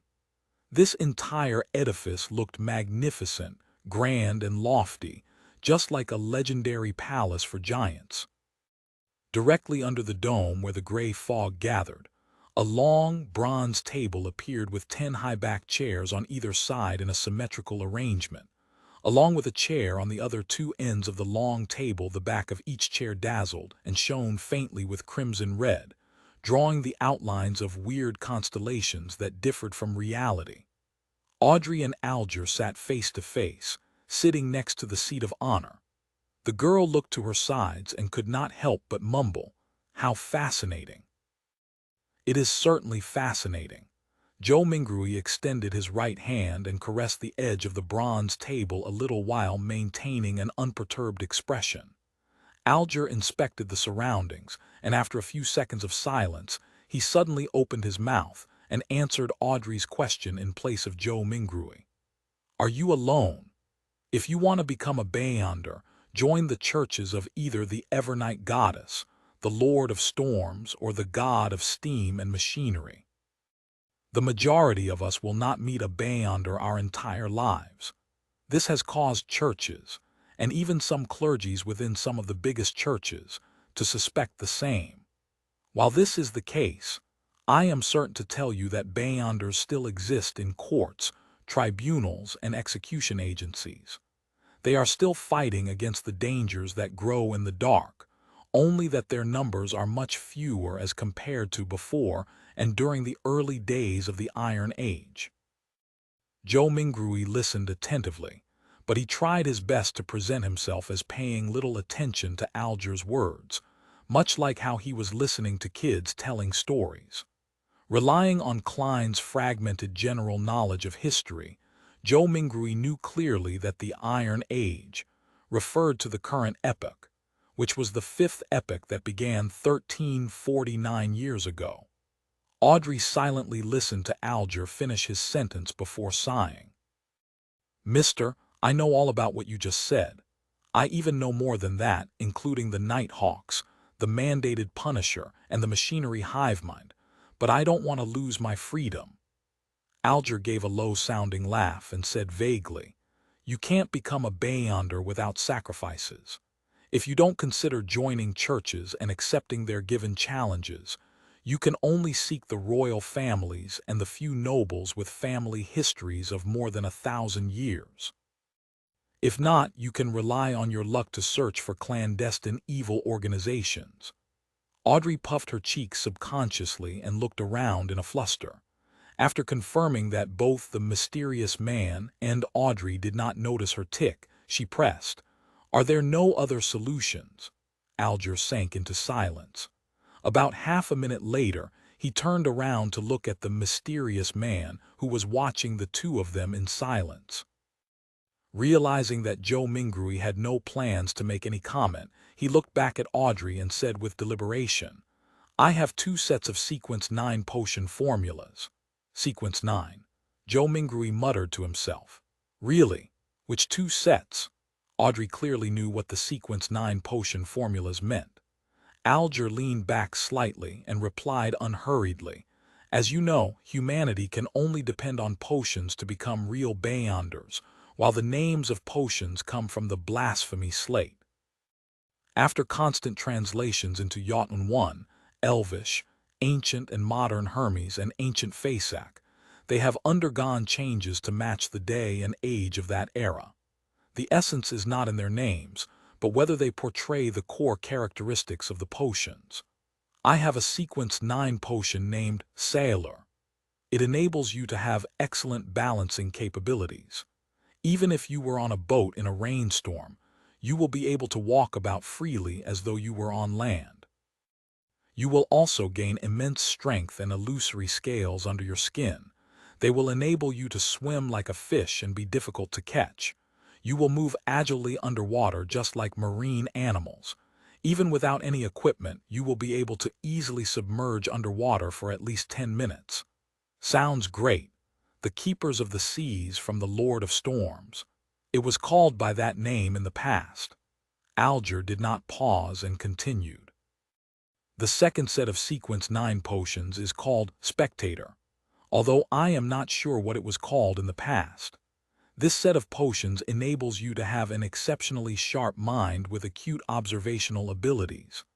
I believe you can understand by what spectator means from watching operas and plays. Just like an audience, spectators judge the actors in the secular world, catching a glimpse of the real thoughts of them through their emotions, conduct, and mantras. At this point, Alger emphasized, you must remember, regardless of whether you are at an extravagant banquet or a crowded street, spectators can only be spectators forever. Audrey's eyes shone as she listened and spoke after a long while. Why? All right, this is a follow-up question. I think I have fallen in love with this feeling of being a spectator. How can I get this potion's formula? What can I use to trade with you for it? Alger looked like he was already prepared as he said in a deep voice, the blood of ghost sharks, at least 100 milliliters of it. Audrey nodded her head excitedly, but subsequently asked worriedly, if I can get it, and I'm saying if, how do I hand it to you? How can you promise me that you can give the potion's formula to me in return for the ghost shark's blood, as well as the authenticity of the formula? Alger said calmly, I'll give you an address. I'll mail the formula to you or tell you directly here, once I receive the blood of the ghost shark. As for promises, I think that both you and I can feel rest assured under the witness of the mysterious sir. As he said this, he swept his eyes towards Joe Mingrui, who was sitting up straight at the seat of honor. Sir, the fact that you brought us here shows that you have tremendous strength unimaginable to us. Neither one of us would dare violate a promise with you as witness. That's right. Audrey's eyes sparkled and agreed with excitement. From her perspective, the mysterious gentleman who had unimaginable abilities was definitely an authoritative witness. How could I or the guy opposite me dare trick him? Audrey half turned her body and looked at Joe Mingrui earnestly. Sir, please be the witness of our trade. At that moment, she then realized that she was all too impolite, having forgotten all along to ask a particular question. She asked hurriedly, Sir, how should we address you? Alger nodded slightly and echoed the same question in a serious manner. Sir, how should we address you? Joe Mingrui was taken aback. He gently rapped his fingers on the bronze table. The contents of the earlier divination flashed across his mind suddenly. He leaned back, withdrew his right hand, and crossed his 10 fingers, placing them below his chin. He gave the dew a faint smile. You can address me as... Upon saying this, he paused for a moment. He said amiably and calmly, the fool. Language of giants. 7 code names, you can address me as the fool. The simple answer soon emanated through the grand hall and dissipated into the fog. However, the voice kept resonating in Audrey's and Alger's hearts, stirring up one ripple after another. They never expected such a designation, but they felt that he was deserving of it. The designation perfectly embodied his image as someone mysterious, powerful, and bizarre. After a few seconds of silence, Audrey stood up, held up her skirt slightly, and bent her knees, curtsying to Joe Mingrui. Honorable Mr. Fool, would you please permit me to take the liberty of requesting you to be the witness of our trade? It's nothing. Joe Mingrui's mind whirred as he answered in a way that matched his status. It's our honor, Mr. Fool. Alger stood up as well. He bent his back slightly with his right palm over his chest. Joe Mingrui lowered his right palm and smiled. Continue, the both of you. Alger nodded and sat back down before looking at Audrey. If you can obtain the ghost shark's blood, get someone to send it to the Warrior and Sea Bar at Pelican Street in the White Rose borough of Pritz Harbor. Tell the boss, Williams, that it's what the captain wants. Once I acknowledge receipt, will you be giving me an address to mail the potion formula to, or do you want me to tell it to you here directly? Audrey thought for a moment before saying with a smile, I will choose the more secure method. Let's do it here, although it's a test of my memory. Since Mr. Fool had agreed to bear witness for the trade, it also represented that there would be a similar gathering the next time. With this in mind, she suddenly turned her head as she looked at Joe Mingrui with sparkling eyes. With a tone of interest, she suggested, "Mr. Fool, would you mind making a few more attempts like this?" Alger listened to her suggestion calmly. He was tempted by the suggestion as well. He hurriedly echoed, "Mr. Fool, don't you find such gatherings interesting? Although your powers exceed our imaginations, there has to be certain domains that you don't understand or excel in. The person across me is obviously a young lady of lofty stature. I also have my unique set of experiences, insights, mediums, and resources. Perhaps there will come a day when both of us can help you complete something trivial that might be inconvenient for you." From his point of view, the fact that he had been pulled into this space without any warning or any means to resist meant that the mysterious Mr. Fool was in control. Participating in the gatherings was not necessarily something he could refuse. Therefore, it was better to reap the benefits of this encounter as much as he could to make up for his passive and disadvantaged state. The trio at the long table had different backgrounds, resources, information channels, and comprehension of the mystical domain. If they interacted and enjoyed some limited cooperation, they could produce unpredictable and immeasurable effects. The resource trade that had just been negotiated was one example. Another example would be if he wished to kill someone. He could easily request the gathering's members who did not appear to be related to him both on the surface and in reality for help. He could perfectly misdirect any investigators. "A young lady of lofty stature" was my behavior and accent that obvious. Audrey stared blankly, mouth slightly agape, but she soon jolted back to her senses and nodded her head without any hesitation. "Mr. Fool, I think it's a very good suggestion. As long as this gathering becomes regular, you can totally leave certain things that are inconvenient for you to us. Of course, it has to be something within our capacities." From the moment he heard the suggestion, Joe Mingrui was already weighing the pros and cons. More gatherings definitely allowed him to gain more knowledge of the secrets of the Beyonders or other mysteries, a boon for his transmigration back. For example, it was likely that the potion formula would appear at the next gathering because of the spectators. Similarly, the information he gained was bound to be helpful for his present life. However, more gatherings meant it was easier to expose himself. Indeed, regardless of the world, there is no such thing as a free lunch. Joe Mingrui extended his right hand again, as he rapped the side of the long table with his finger gently. Considering the fact that he was in control of the gathering's summoning and dismissal, any threat of exposure was within the confines of his control. The pros clearly exceeded the cons, so Joe Mingrui rapidly made a decision. He stopped his rapping as he smiled at the anticipative and perturbed gazes of the duo. "I'm a person who likes a fair and equal exchange. Your help will not go unrewarded. Every Monday at 3 in the afternoon, try your best to be alone. After I make a few more attempts and figure out certain things, perhaps you can apply for a leave of absence ahead of time. You will no longer need to worry about being in inappropriate situations." This was a form of agreement to Alger's and Audrey's suggestions. Audrey had just turned 17.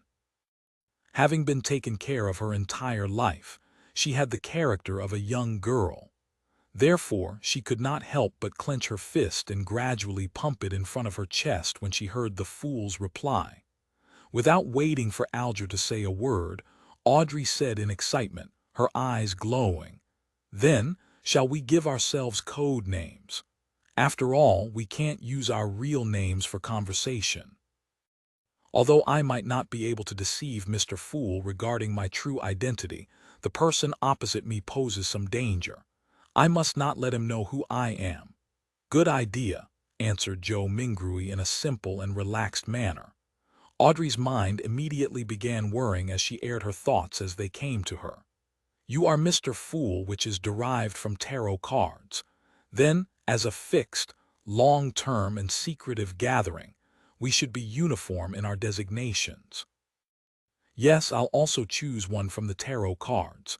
Her tone slowly turned joyous. I've decided. My designation shall be justice. It was one of the 22 major arcana tarot cards. What about you, mister? Audrey cheekily smiled at her partner sitting across her. Alger frowned slightly before relaxing it immediately. The Hanged Man. It was another major arcana card. All right, then we can be considered as the founding members of the Tarot Club. Audrey was the first to blurt it out happily, only to look fearfully at the fog-concealed Joe Mingrui. Will that be all right, Mr. Fool? Joe Mingrui shook his head in amusement. You can decide on such trivial matters by yourselves. Thank you. Audrey was clearly thrilled. Following that, she looked at Alger. Mr. Hanged Man, can you repeat the address again once more? I'm afraid that my memories will fail me. No problem. Alger was very pleased with Audrey's seriousness as he repeated the address once more. After repeating it to herself silently thrice, Audrey said again in excitement, I heard that tarot cards were invented by Emperor Roselle as a game. In fact, doesn't it come equipped with the power to divine the future? No. Most of the time, divination stems from oneself. Everyone has something spiritual about themselves, allowing them to attune to the spiritual world and connect to information about themselves at an even higher level. However, ordinary folks are unable to notice this, much less be able to interpret the signs they receive. This information will present itself with the help of divination tools. Let me raise a simple example: dreams and dream interpreters. Alger took a glance at Joe Mingrui, and seeing no response from him, he refuted Audrey's claim. Tarot cards are in fact such a tool. It uses more symbolism and more logical elements to help us in conveniently and accurately interpreting the signs. Although Joe Mingrui appeared indifferent, he was actually listening very carefully. It was only at this point that his empty mind slowly became heavy as his head began to feel a throbbing pain. Got it. Audrey nodded in agreement. Following that, she emphasized, that's not what I meant. I'm not doubting the tarot cards, but I heard that Emperor Roselle had actually created another set of cards, secret and mysterious ones. They were paper cards which symbolized a particular unknown power. There was a total of 22 cards that he completed. Later on in life, he referenced them to create the 22 major arcana tarot cards which are used as a gaming tool. Was what I said correct? She looked at Joe Mingrui as though she was attempting to get an answer from the mysterious Mr. Fool. All Joe Mingrui did was smile without saying a word. He cast his gaze at the Hanged Man as though he was putting him to the test. Alger subconsciously straightened his back and said in a deep voice, That's right. It is said that Emperor Roselle had seen the blasphemy slate, and that set of paper cards contained the profound mysteries of the 22 paths of the divine. 22 paths of the divine, repeated Audrey with a longing tone. At that moment, Joe Mingrui's headache intensified. He felt that his invisible connection with the crimson stars and grayish-white fog was beginning to falter. All right, that will be all for today's gathering, he said in a deep voice after making the decision immediately. By your will, Alger bowed his head respectfully. By your will. Audrey mimicked the Hanged Man. She still had many questions and thoughts, thus she was unwilling to have it end so soon. As Joe Mingrui severed the connection, he said with a smile, Let us look forward to the next gathering. The stars brightened once more as the crimson light receded like water. Just as Audrey and Alger heard Mr. Fool's words, their figures turned into a blur as they phased away. In a second, the projection shattered as the gray fog restored its silence. As for Joe Mingrui, he felt himself turning heavy rapidly. His surroundings turned fleeting as his eyes met darkness before changing into dazzling sunlight. He was still standing in the middle of his apartment. It was like a dream. What the heck was that foggy world? Who or what sort of power created the changes that just happened? Joe Mingrui sighed softly. He was completely puzzled as he walked towards the study desk as though his legs were filled with lead. He picked up the pocket watch he placed outside to determine how much time had passed. Time flowed at the same pace. Joe Mingrui made a rough judgment. After putting down his pocket watch, he found himself unable to endure the splitting headache any further. He sat on the chair and lowered his head, using his left thumb and middle finger to massage his temples. After a long while, he suddenly let out a sigh and said in Mandarin, "From the looks of it, I won't be able to return any time soon. Only the clueless could be fearless." After witnessing such a fascinating event and learning the situation regarding Beyonders and the mysterious world, Joe Mingrui no longer dared to rashly try the luck enhancement ritual using ancient Fasak or Lone language. Who knew what other kinds of situation would happen? Perhaps it would be more bizarre, horrifying, or even a living hell. At the very least, I should attempt only when I have a deep mastery of mysticism, thought Joe Mingrui helplessly. Thankfully, the so-called gathering could provide him with help. After another bout of silence, he muttered to himself with a tone of dismay, disappointment, agony, and grief, "From this moment forth, I'm Klein." Klein tried his best to refocus his solutions and plans so as to purge the negative emotions in him. Perhaps he could learn the potion formula for spectator from the side of the gathering that just happened. Sure is fascinating.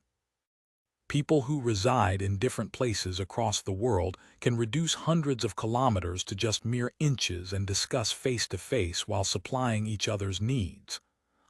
Speaking of which, this does sound a little familiar. Klein was stunned for a few seconds before he burst out in laughter. Pressing against his temple, he jested under his breath. Wasn't that a social networking platform? Ate a new era whoosh. Howling wind accompanied a downpour. The three-mast sailboat was tossed around by the crests and troughs of the incoming waves, as if it was being toyed by a giant. The crimson glow in Alger Wilson's eyes faded. He found himself still remaining on the deck and nothing appeared to have changed. Almost immediately, the quirky-shaped glass bottle in his palm shattered and the frost within melted into the rain. In seconds, there were no longer any traces left that suggested the existence of the wondrous antique. A hexagonal crystal-like snowflake emerged on Alger's palm. It then faded rapidly until it was seemingly absorbed by the flesh, vanishing completely in the process.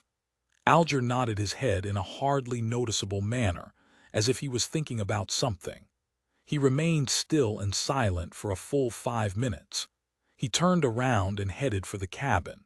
As he was about to enter, a man who wore a similar robe embroidered with lightning patterns emerged from inside.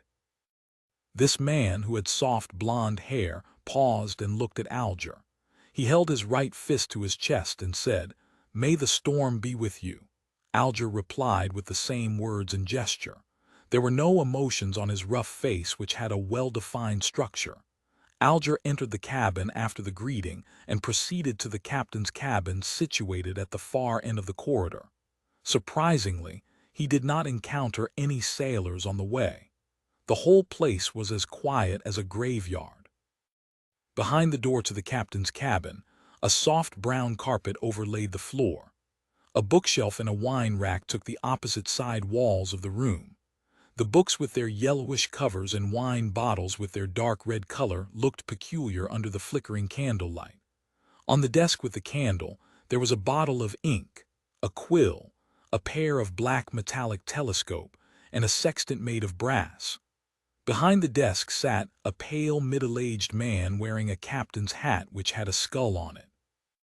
As Alger approached him, he said menacingly, "I will not give in." "I believe you can do it," Alger said calmly, so calm that it felt like he was commenting on the weather. The man seemed to be stunned by the unexpected answer. At this very moment, Alger leaned forward slightly and suddenly dashed across the room until they were only separated by the desk. "Pa!" Alger tightened his shoulder and reached out his right hand to choke the man. Illusory fish scales appeared on the back of his hand as he crazily mustered more strength to choke the man, giving him no time to respond. Crack! Amid the crisp cracking sound, the man's eyes widened as his body was lifted up. His legs twitched furiously before they soon became motionless. His pupils began to widen as he stared aimlessly. There was a stench from between his legs as his pants gradually turned moist. While lifting the man, Alger lowered his back and strode toward the wall. Bang! He used the man as a shield and smashed forward at the wall. His extremely muscular arm was monstrous. A hole cracked open in the wooden wall, and rain poured in, accompanied by the scent of the ocean. Alger flung the man out of the cabin, straight into the giant waves that resembled mountains. The wind continued to howl in the dark as almighty nature devoured everything. Alger took out a white handkerchief and wiped his right hand carefully before throwing it into the sea as well. He stepped back and waited patiently for company. In less than 10 seconds, the blond man from before rushed in and asked, "What happened?" "The captain has escaped," Alger answered in an annoyed manner as he panted. "I didn't know he still had some of his Beyonder powers." "Damn it," the blond man cursed softly. He went up to the opening and stared into the distance. However, nothing was visible except for the waves and the rain. "Forget it, he was just extra loot," the blond man said, waving his arm. "We will still be rewarded for finding this ghost ship from the Tudor era." Even if he was a keeper of the sea, he would not have hastily dived into the sea under this weather condition. "The captain will not be able to survive much longer if the storm continues," Alger said, as he nodded in approval. The wooden wall was repairing itself at a discernible rate. He gazed at the wall and turned his head subconsciously towards the rudder and the sail. He was perfectly aware of what was going on behind all the wooden planks. The chief mate, the second mate, the crew, and the sailors were not present. There was no living person on board. Amidst all the emptiness, the rudder and the sail moved eerily by themselves. Alger again pictured the fool who was covered in grayish-white fog and sighed. He turned back and looked outside at the mighty waves and spoke as though in a reverie while filled with anticipation and awe. "A new era has begun. Empress Borough, Backland, capital of the Lone Kingdom." Audrey Hall pinched her cheeks in disbelief of her encounter a while ago. On the dressing table in front of her, the old bronze mirror had shattered into pieces. Audrey cast her gaze downwards and saw the swirling crimson on the back of her hand. It was like a tattoo depicting a star. The crimson gradually faded and disappeared into her skin. Only at this point in time was Audrey certain that it was not a dream. Her eyes twinkled as she grinned. She could not help but stand up before bending down to lift up the hem of her dress. She curtsied towards thin air and started dancing lively. It was the ancient elf dance, the most popular dance among royalty at the moment. She had a bright smile on her face as she moved about gracefully. Knock, knock. Someone suddenly knocked at her bedroom door. "Who is it?" Audrey immediately stopped her dance and asked as she tidied her dress to look more elegant. "My lady, may I come in? You should start to prepare for the ceremony," Audrey's maidservant asked from outside the door. Audrey looked into a mirror on the dressing table and quickly wiped the smile from her face, leaving only a tiny hint of a smile. She responded gently after she had ensured everything was presentable. "Come in." The doorknob turned and Annie, her maidservant, pushed in. "Oh, it cracked," Annie said as she instantly saw the outcome of the old bronze mirror. Audrey blinked and said slowly, Yes, Susie was here just now. I am sure you know she likes to wreak havoc." Susie was a golden retriever that was not so much of a purebred. It was a gift given to her father, Count Hall, when he bought a foxhound. Nevertheless, Audrey adored it. "You should train it well," Annie said, as she picked up the pieces of the bronze mirror adeptly and with care, lest it hurt her mistress. As she finished tidying up, she asked Audrey with a smile, "Which dress do you want to put on?" Audrey thought for a while and answered, I like the dress designed by Mrs. Guinea for my 17th birthday. No, you can't wear the same dress twice to a formal ceremony or others will gossip about and question the Hall family's financial ability, Annie said, shaking her head in disagreement. But I really like it, Audrey insisted in a gentle manner. You can wear it at home or when you attend an event that isn't so formal, Annie said firmly, suggesting that it was not negotiable. Then it will have to be the one with the lotus design along the sleeves given by Mr. Sads 2 days ago, Audrey said as she drew in a gasp inconspicuously, maintaining her sweet smile. You always have such a good taste, Annie said as she stepped back and shouted towards the door. The 6th dressing room. Ah, forget it, I shall fetch it myself. Maidservants began to work. The dress, accessories, footwear, hat, makeup, and hairstyle, everything had to be taken care of. When it was almost ready, Count Hall appeared at the door wearing a dark brown waistcoat. He had a hat sharing the same color as his clothes and a nice mustache. His blue eyes were filled with joy, but his loosening muscles, widening waist, and wrinkles were obviously destroying his handsome youth. The brightest jewel of Backland, it is time for our departure, Count Hall said, knocking at the door twice. Father, stop calling me that, Audrey protested as she got up with the help of the maidservants. Well then, it's time to set off, my beautiful little princess, Count Hall said as he bent his left arm, signaling Audrey to hold his arm. Audrey shook her head slightly and said, That is for my mother, Mrs. Hall, the Countess. Then this side, Count Hall bent his right arm with a smile and said, This is for you, my greatest pride. The Royal Navy Base, Pritz Harbor, Oak Island. When Audrey took her father's arm and walked down the carriage, she was suddenly shocked by the juggernaut in front of her. In the military port not far away, there was a huge ship shimmering with metallic reflections. It did not have a sail, leaving only an observatory deck, 2 towering chimneys and 2 turrets at the ends of the ship. It was so majestic and large that the fleet of sails nearby were like newborn dwarfs clustering around a giant. Holy Lord of Storms. O.M. Lord. An ironclad warship. Amidst the furore, Audrey was also shocked by this unprecedented miracle created by mankind. It was an ocean miracle that had never been seen before. It took a while for the aristocrats, ministers, and members of Parliament to compose themselves. Then, a black spot on the sky started to grow in size until it occupied a third of the sky and entered everyone's view. The atmosphere suddenly became solemn. It was a gigantic flying machine with a beautiful streamlined design hovering in midair. The deep blue machine had airbags made of cotton which were supported by alloy structures that were strong but light.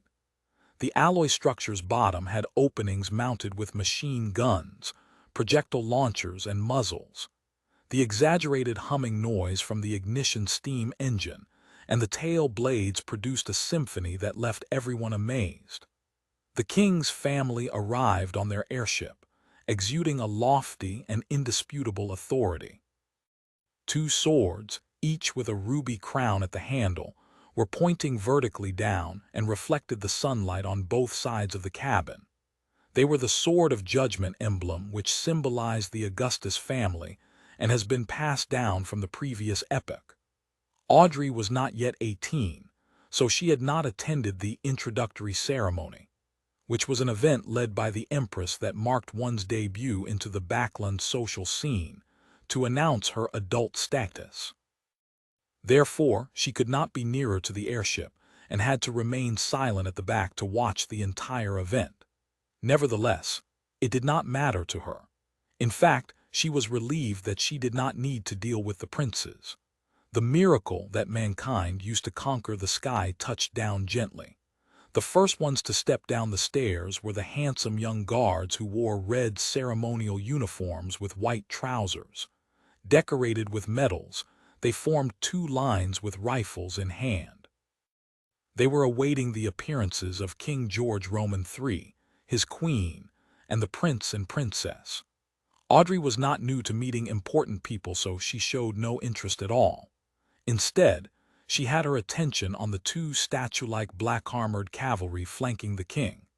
In this era of iron, steam, and cannons, it was surprising that there was still someone who could bear wearing full armor. The cold metallic luster and the dull black helmet conveyed solemnity and authority. Could they be the higher-order disciplinary paladins? Audrey recalled snippets of a casual conversation among adults. She was curious but did not dare go close. The ceremony commenced with the arrival of the king's family. The incumbent prime minister, Lord Negan, went up to the front. He was a member of the Conservative Party and the second non-aristocrat to become the prime minister till this very day. He was given the title of a lord for his great contributions. Of course, Audrey knew more. The main supporter of the Conservative Party was the present Duke of Negan, Palace Negan, who was the brother of Aegsid. Aegsid was a slender and almost bald 50-plus-year-old man with a sharp gaze. He surveyed the area before speaking. "Ladies and gentlemen, I believe you have witnessed this history-making ironclad warship. It has dimensions of 101 by 21 meters. It has an amazing port and starboard design. The armor belt is 457 millimeters thick. The displacement is 10,060 tons. There are 4 305mm main cannons, 6 rapid-fire cannons, 12 6-pound cannons, 18 6-barrel machine guns, and 4 torpedo launchers. It can reach a speed of 16 knots. It will be the real hegemon. It will conquer the seas." The crowd was roused. The mere descriptions were enough to instill fearful images in them, let alone the fact that the actual thing was right in front of them. Aegsid smiled and spoke a few more lines before saluting the king and requested, "Your Majesty, please give it a name." "Since it will set sail from Pritz Harbor, it should be named the Pritz," George Roman III responded. His expression showed his delight. "The Pritz! The Pritz!" The word spread from the Navy Minister and the Admiral of the Royal Navy to all the soldiers and officers on the deck. They all exclaimed in unison, "The Pritz!" George Roman III ordered the Pritz to set sail for a trial in the midst of the gun salutes and the celebratory atmosphere. Honk! Thick smoke spewed out from the chimneys. The sound from the machinery could be heard faintly beneath the sound of the ship horn. The juggernaut departed from the harbor. Everyone was shocked when the 2 main cannons at the ship's bow fired at an uninhabited island in its path. Boom, boom, boom. The ground shook as dust shot up into the sky. Shock waves spread out, producing waves in the sea. Satisfied, Aegsid turned back to the crowd and announced, "From this day on, doomsday will fall on the 7 pirates who call themselves admirals and the 4 who call themselves kings. They can only shiver in fear. It is the end of their era. Only the ironclad warship will roam the seas, no matter whether the pirates have the powers of the Beyonders, ghost ships, or cursed ships." Aegsid's chief secretary deliberately asked, "Can't they build their own ironclad warships?" Some of the nobles and members of Parliament nodded, feeling that such a possibility could not be eliminated. Aegsid immediately smiled and shook his head slowly as he answered, "Impossible. It will never be possible. Building our ironclad warship required 3 big coal and steel amalgamators, a scale of more than 20 steel factories, 60 scientists and senior engineers from the Backland Cannon Academy and Pritz Nautical Academy, 2 royal shipyards, almost 100 factories for spare parts, an admiralty, a shipbuilding committee, a cabinet, a determined king with excellent foresight, and a great country with an annual steel production of 12 million tons. The pirates will never achieve it." Having said that, he paused and raised his arms before shouting in agitation, "Ladies and gentlemen, the era of cannons and warships has dawned upon us." The notebook after half an hour of rest, Joe Mingrui, who now viewed himself as Klein, finally recovered. In the meantime, he found that there were now 4 black dots on the back of his hand, which happened to form a small square. These 4 black spots faded and disappeared quickly, but Klein knew that they were still hiding in his body, waiting to be awakened. 4 spots forming a square. Is it in correspondence with the 4 pieces of staple food at the 4 corners of the room? Does this mean that in the future, I don't need to prepare the food and can do the ritual and chants immediately? Klein made a guess. This might seem good, but the emergence of the spots was ominous, and things that one lacked understanding of were always scary. The fact that those inexplicable Chinese divinations from Earth could produce effects here, the strange transmigration in his sleep, the mysterious murmurings that almost drove him crazy during the ritual, and the mysterious and trippy gray world whose significance he had no idea of made Klein shiver in the hot weather of June. The oldest and strongest emotion of mankind is fear, and the oldest and strongest fear is the fear of the unknown. He recalled this saying as he was experiencing the fear of the unknown acutely. There was in him an unprecedented and irresistible urge to make contact with the mysterious domain, to learn more, and to explore the unknown. There was also a contradicting escape mentality within him, compelling him to pretend nothing had happened. Intense sunlight shone through the window onto the desk. It was as if there were grains of gold sprinkled on the desk.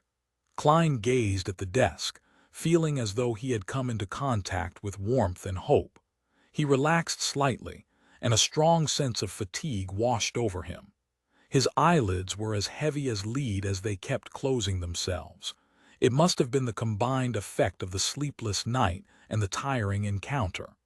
Klein shook his head and pushed himself up with the aid of the desk. He stumbled towards the double-decked bed, completely disregarding the rye bread placed at the 4 corners of the room. He fell asleep immediately after he lay down. Groan, groan. Klein was woken up by hunger pangs. When he opened his eyes, he felt rejuvenated. There's still a slight headache. He rubbed his temples and sat up. He was so hungry that he could eat a horse. He returned to the desk while straightening his shirt. He picked up the silver vine-leaf pocket watch. Pa! The pocket watch's lid sprang open and the second hand was ticking. 12:30. I slept for 3 hours. Klein put the pocket watch back into his linen shirt pocket and while swallowing. In the northern continent there were 24 hours in a day, 60 minutes in an hour, and 60 seconds in a minute. Whether each second passed at the same rate here compared to Earth was unknown to Klein. At this moment, he could not even think of terms such as mysticism, rituals, or the grayish world. His mind was occupied by one thing: food. He would leave the thinking to after his meals. Only then could he work. Klein picked up the loaves of rye bread from the 4 corners and wiped off the minute specks of dust on it without any hesitation. He planned on making one of them his lunch. He decided to dig into the offerings because he only had 5 pence with him, and there was a tradition of eating the offerings back in his hometown. After all, there was not any observable change to the bread. It was better to be frugal. Of course, the memory and habits left behind by the original Klein had also played a role. It was a huge waste to use the expensive gas only to light up the room. So Klein took out a furnace and boiled water with it after adding some coal. He paced around as he waited. Anyone would choke eating those loaves of rye bread without water. Yikes! Life with meat only for dinner is going to be dreadful. No, wait, this is already an exception. Melissa would only allow our meals to have meat twice a week if not for my upcoming interview, Klein thought, as he looked around, hungry. He had nothing better to do. His eyes seemed to turn avaricious when he set his eyes on the pound of mutton in the cupboard. No, I need to wait for Melissa to eat it together, Klein thought as he shook his head, and rejected the idea of cooking half of it right now. Although he often ate outside, he had still developed some basic culinary skills, owing to his living in a big city alone. His dishes were not delicious, but they were at least edible. Klein turned his body around so that the mutton would not seduce him. Then he suddenly realized that he had also bought peas and potatoes in the morning. Potatoes. Klein immediately had an idea. He quickly turned back to the cupboard and took out 2 potatoes from a tiny pile of them. He first cleaned the potatoes in the public bathroom, and then added them into a pot so they were boiled together with the water. After a while, he sprinkled into the water some yellow coarse salt from the spices container he found inside the cupboard.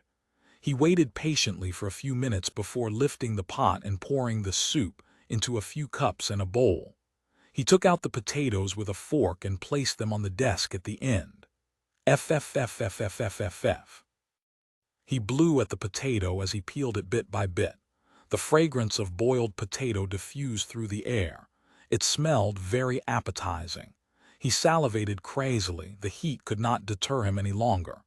Klein took a bite despite having the potato only half peeled. How fragrant! It had a powdery texture and tasted sweet as he chewed. He was instantly filled with emotions and he wolfed down the 2 potatoes. He even ate some of the skin. Then he held up the bowl and enjoyed the soup. The pinch of salt in water proved to be thirst-quenching. I really enjoyed eating potatoes this way when I was young, a filled Klein exclaimed in his head. Meanwhile, he tore off a small piece of bread and dipped it into the soup to eat it softened. Perhaps the ritual was too tiring. Klein ate 2 loaves of bread which amounted to a whole pound. Klein felt he was finally rejuvenated. He enjoyed the joy of life after he drank the soup before tidying up. Then he took in the lustrous sunshine happily.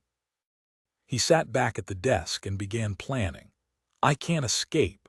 I must think of a way to come into contact with mysticism and become a beyonder as mentioned by Justice and the Hanged Man. I need to overcome the fear of the unknown. The only way now is to wait for the next gathering. I need to try listen for the formula of the spectator potion or other things related to mysticism. There are 4 more days before Monday. Before that, I need to first figure out the problem with Klein. Why did he commit suicide? What happened to him?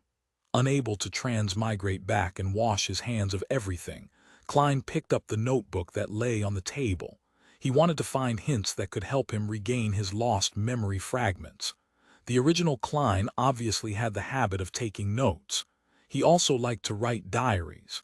Klein was fully aware that the cabinet that supported the desk on the right stored a whole stack of completed notebooks.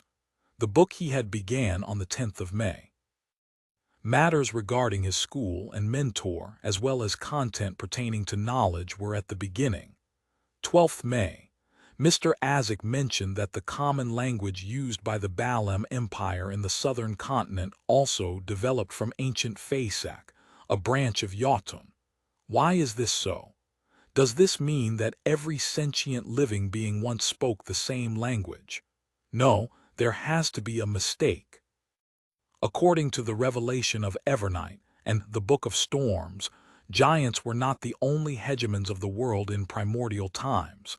There were also elves, mutants, and dragons. Anyways, these are just myths and fantasies. 16th May. Senior Associate Professor Cohen and Mr. Azek discussed the inevitability of the Age of Steam.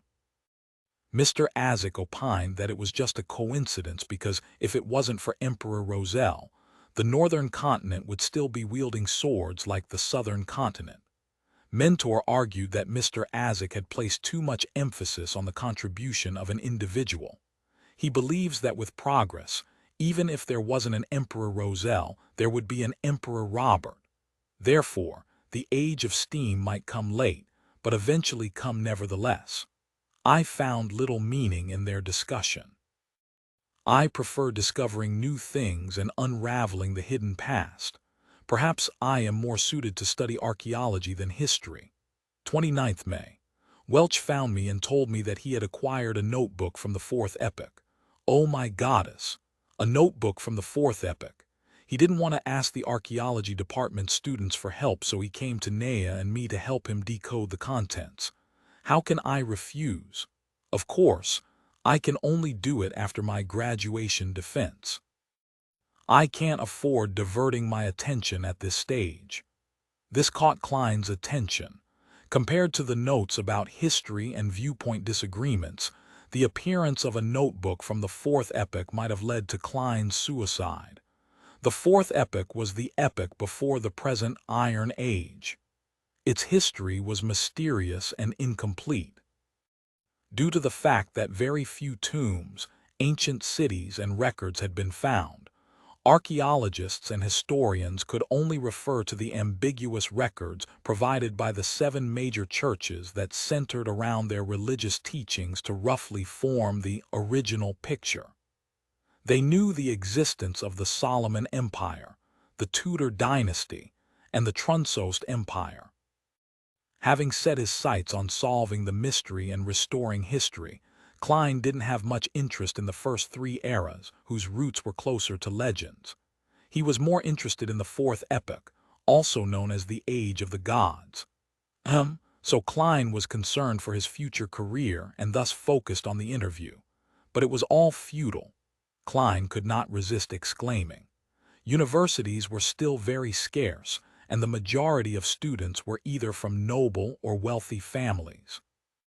As long as he did not have an extreme mindset, a commoner who had been admitted into university would have been able to build precious social connections through group discussions and networking events despite the prejudice and exclusion from the entrenched social circles. The very generous Welch McGovern was an example. He was the son of a banker from Constant City, Midshire, Lone Kingdom. He was used to asking Nea and Klein for help, because they were always in the same group for work. Without thinking further, Klein continued reading the notebook. 18th June, I have graduated, farewell Coy University. 19th June, I have seen the notebook. By comparing sentence structures and root words, I discovered that it is a modified form of ancient Fasak.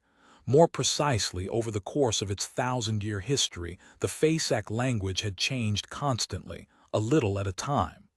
20th June, we have deciphered the contents of the first page. The author was a member of a family called Antigonus. 21st June, he mentioned the Dark Emperor. This is anachronistic with regards to the time this notebook is deduced to be written. Is Professor wrong? Is Dark Emperor a common title for every emperor of the Solomon Empire?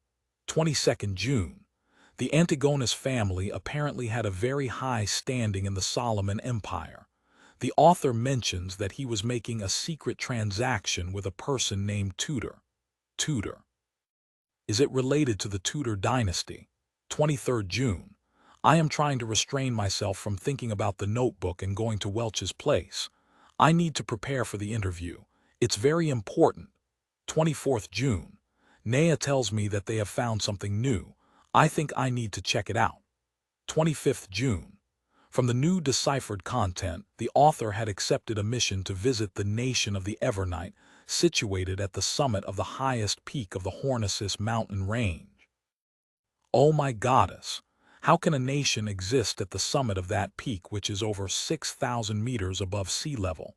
How do they survive? 26th June. Are these strange things real? The record ended at this point. Joe Mingrui transmigrated in the early hours of the 28th, which means to say that there was indeed an entry for June 27th. It's that line. Everyone will die, including me. Klein flipped to the page he first saw when he arrived, feeling goosebumps while he made the deduction. In order to solve the mystery of the original Klein's suicide, he thought that he should visit Welch and take a look at the ancient notebook. However, with a lot of experience from novels, movies, and TV drama series, he suspected that if they were really related, this visit would be very dangerous. Those who went investigating castles despite knowing that they were haunted served as a warning. However, he had to go since escaping would never solve the problem. It would only make things worse until it welled over and completely drowned him, perhaps call the police. But claiming to have committed suicide would be silly, right? Knock, knock, knock. There was a series of quick and forceful knocks. Klein sat straight up and listened. Knock, knock, knock. The knocks echoed through the empty hallway. 10 the norm, who is it? Klein was thinking about the mysterious suicide of the original owner of this body and the unknown danger he might encounter when he heard the sudden knock on the door. He subconsciously opened the drawer, took out the revolver, and asked vigilantly.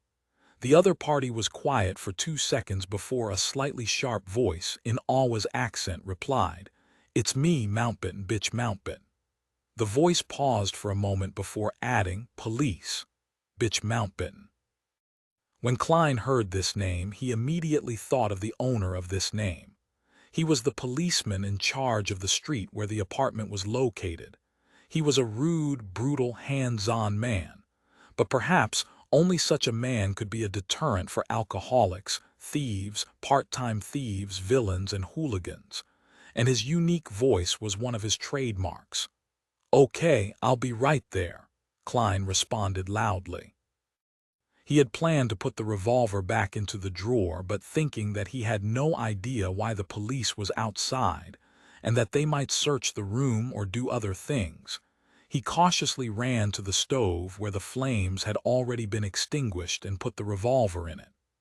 Then he picked up the coal basket, shook a few pieces into the stove, covered the gun, and finally placed the kettle over the stove to conceal everything. After doing all of that, he tidied up his clothes and quickly approached the door and murmured, "Sorry, I just had a nap." Outside the door stood 4 policemen in black and white checkered uniforms with peaked caps.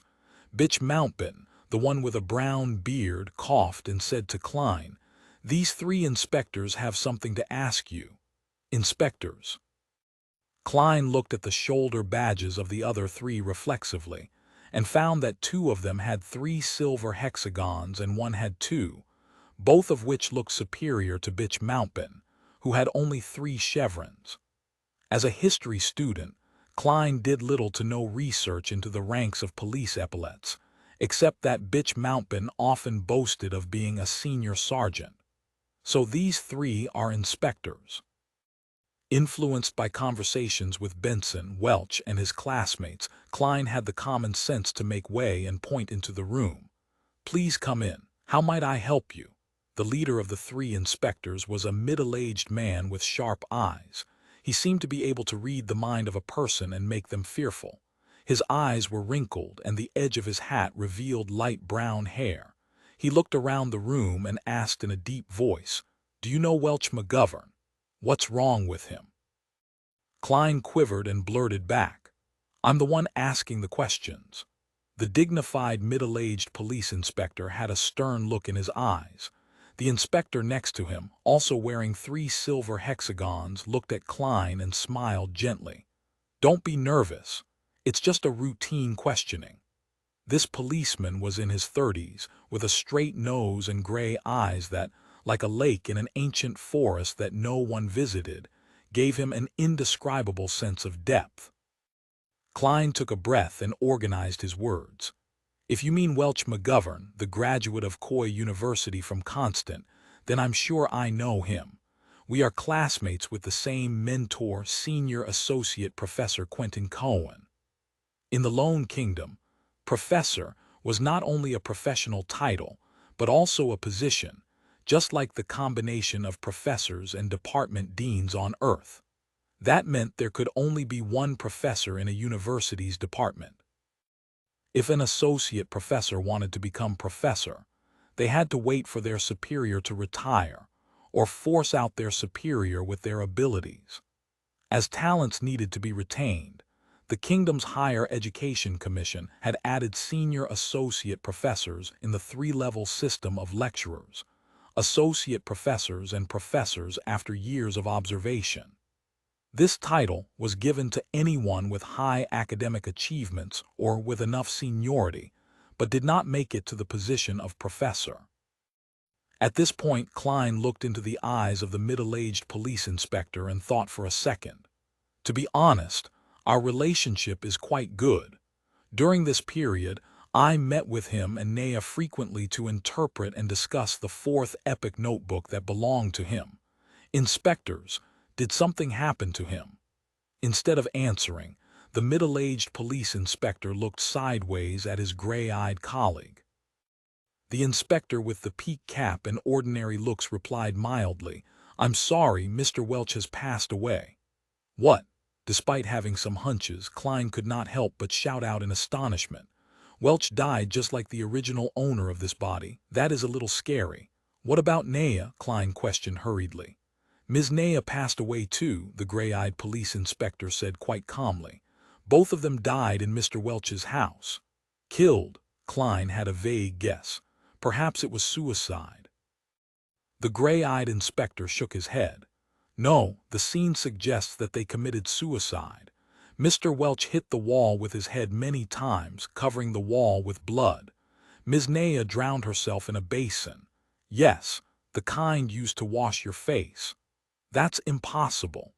Klein's hairs stood on their ends as he seemed capable of imagining the strange scene. A girl kneeling on a chair and burying her face into a basin filled with water. Her soft brown hair swaying in the wind, but her entire person remaining motionless.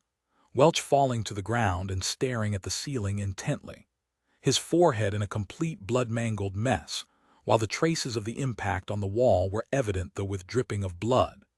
The gray-eyed inspector continued, "We believe so too, but the autopsy results and the situation at the scene exclude factors such as drugs and external forces. They being Mr. Welch and Ms. Naya showed no signs of struggling." Before Klein could speak again, he stepped into the room and asked, pretending to be casual, "When was the last time you saw Mr. Welch or Ms. Naya?" As he spoke, he gestured with his eyes to his colleague with two silver hexagons. He was a young police inspector and looked about the same age as Klein. With black sideburns and green pupils, he was good-looking and had a poet's romantic temperament. When he heard the question, Klein thought about it and answered it thoughtfully. "It should be June 26th. We were reading a new chapter in the notes. Then I went home to prepare for my interview on June 30th. The interview was for the history department of Tianjin University." Tianjin was known as the city of universities. There were two universities, Tianjin and Koi, as well as technical schools, law colleges and business colleges. It was second only to Baklun, the capital. As soon as he finished, he saw the young police inspector walk towards his desk in the corner of his eye and pick up the notes which resembled more of a diary. "Damn, I forgot to hide it." "Hey," Klein cried out. The young inspector smiled back at him but did not stop flipping through his notes, while the gray-eyed inspector explained, "This is a necessary procedure." At this time, Bitch Mountbatten and the dignified middle-aged police inspectors were just watching without interrupting or assisting in the search. "Where are your search warrants?" Klein had intended to question them, but on second thought, the judicial system of the Lone Kingdom did not seem to have such a thing as search warrants. At least he did not know if there was one. After all, the police force had only been established for 15 or 16 years. When the original owner of this body was still a child, they were still called public security officers. Klein couldn't stop it. He watched the young inspector flip through his notes, but the gray-eyed inspector did not ask any questions. "What is this strange thing?" The young police inspector turned to the end of the notes and suddenly asked, "And what does this mean? Everyone will die, including me. Isn't it common sense that everyone dies except for deities?" Klein was prepared to quibble, but it suddenly occurred to him that he had planned to connect with the police in case of possible danger, but he had no reasons or excuses. He made a decision in less than a second. Putting his hand over his forehead, he answered painfully, "I have no idea. I really have no idea. When I woke up this morning, I felt I wasn't quite right, as if I had forgotten something. It's especially true for whatever happened recently. I don't even know why I had written such a sentence." Sometimes being frank was the best way to solve a problem. Of course, it required skills. There were things that could be said and could not be said, and the order of what was said first mattered. As an expert keyboard warrior, Klein was also good at sophistry. "That is ridiculous. Do you think we are fools? Bitch Mountbatten could not help but interject angrily. This is such a bad lie that it insults the intelligence of his and his colleagues. It's better for you to pretend to be mentally ill than to pretend to be an amnesiac. I'm speaking the truth, Klein responded frankly, looking into the eyes of Mountbatten and middle-aged police inspectors. It really could not be more true. Maybe it is, the gray-eyed police inspector said slowly. What, he really believed it? Klein was surprised himself.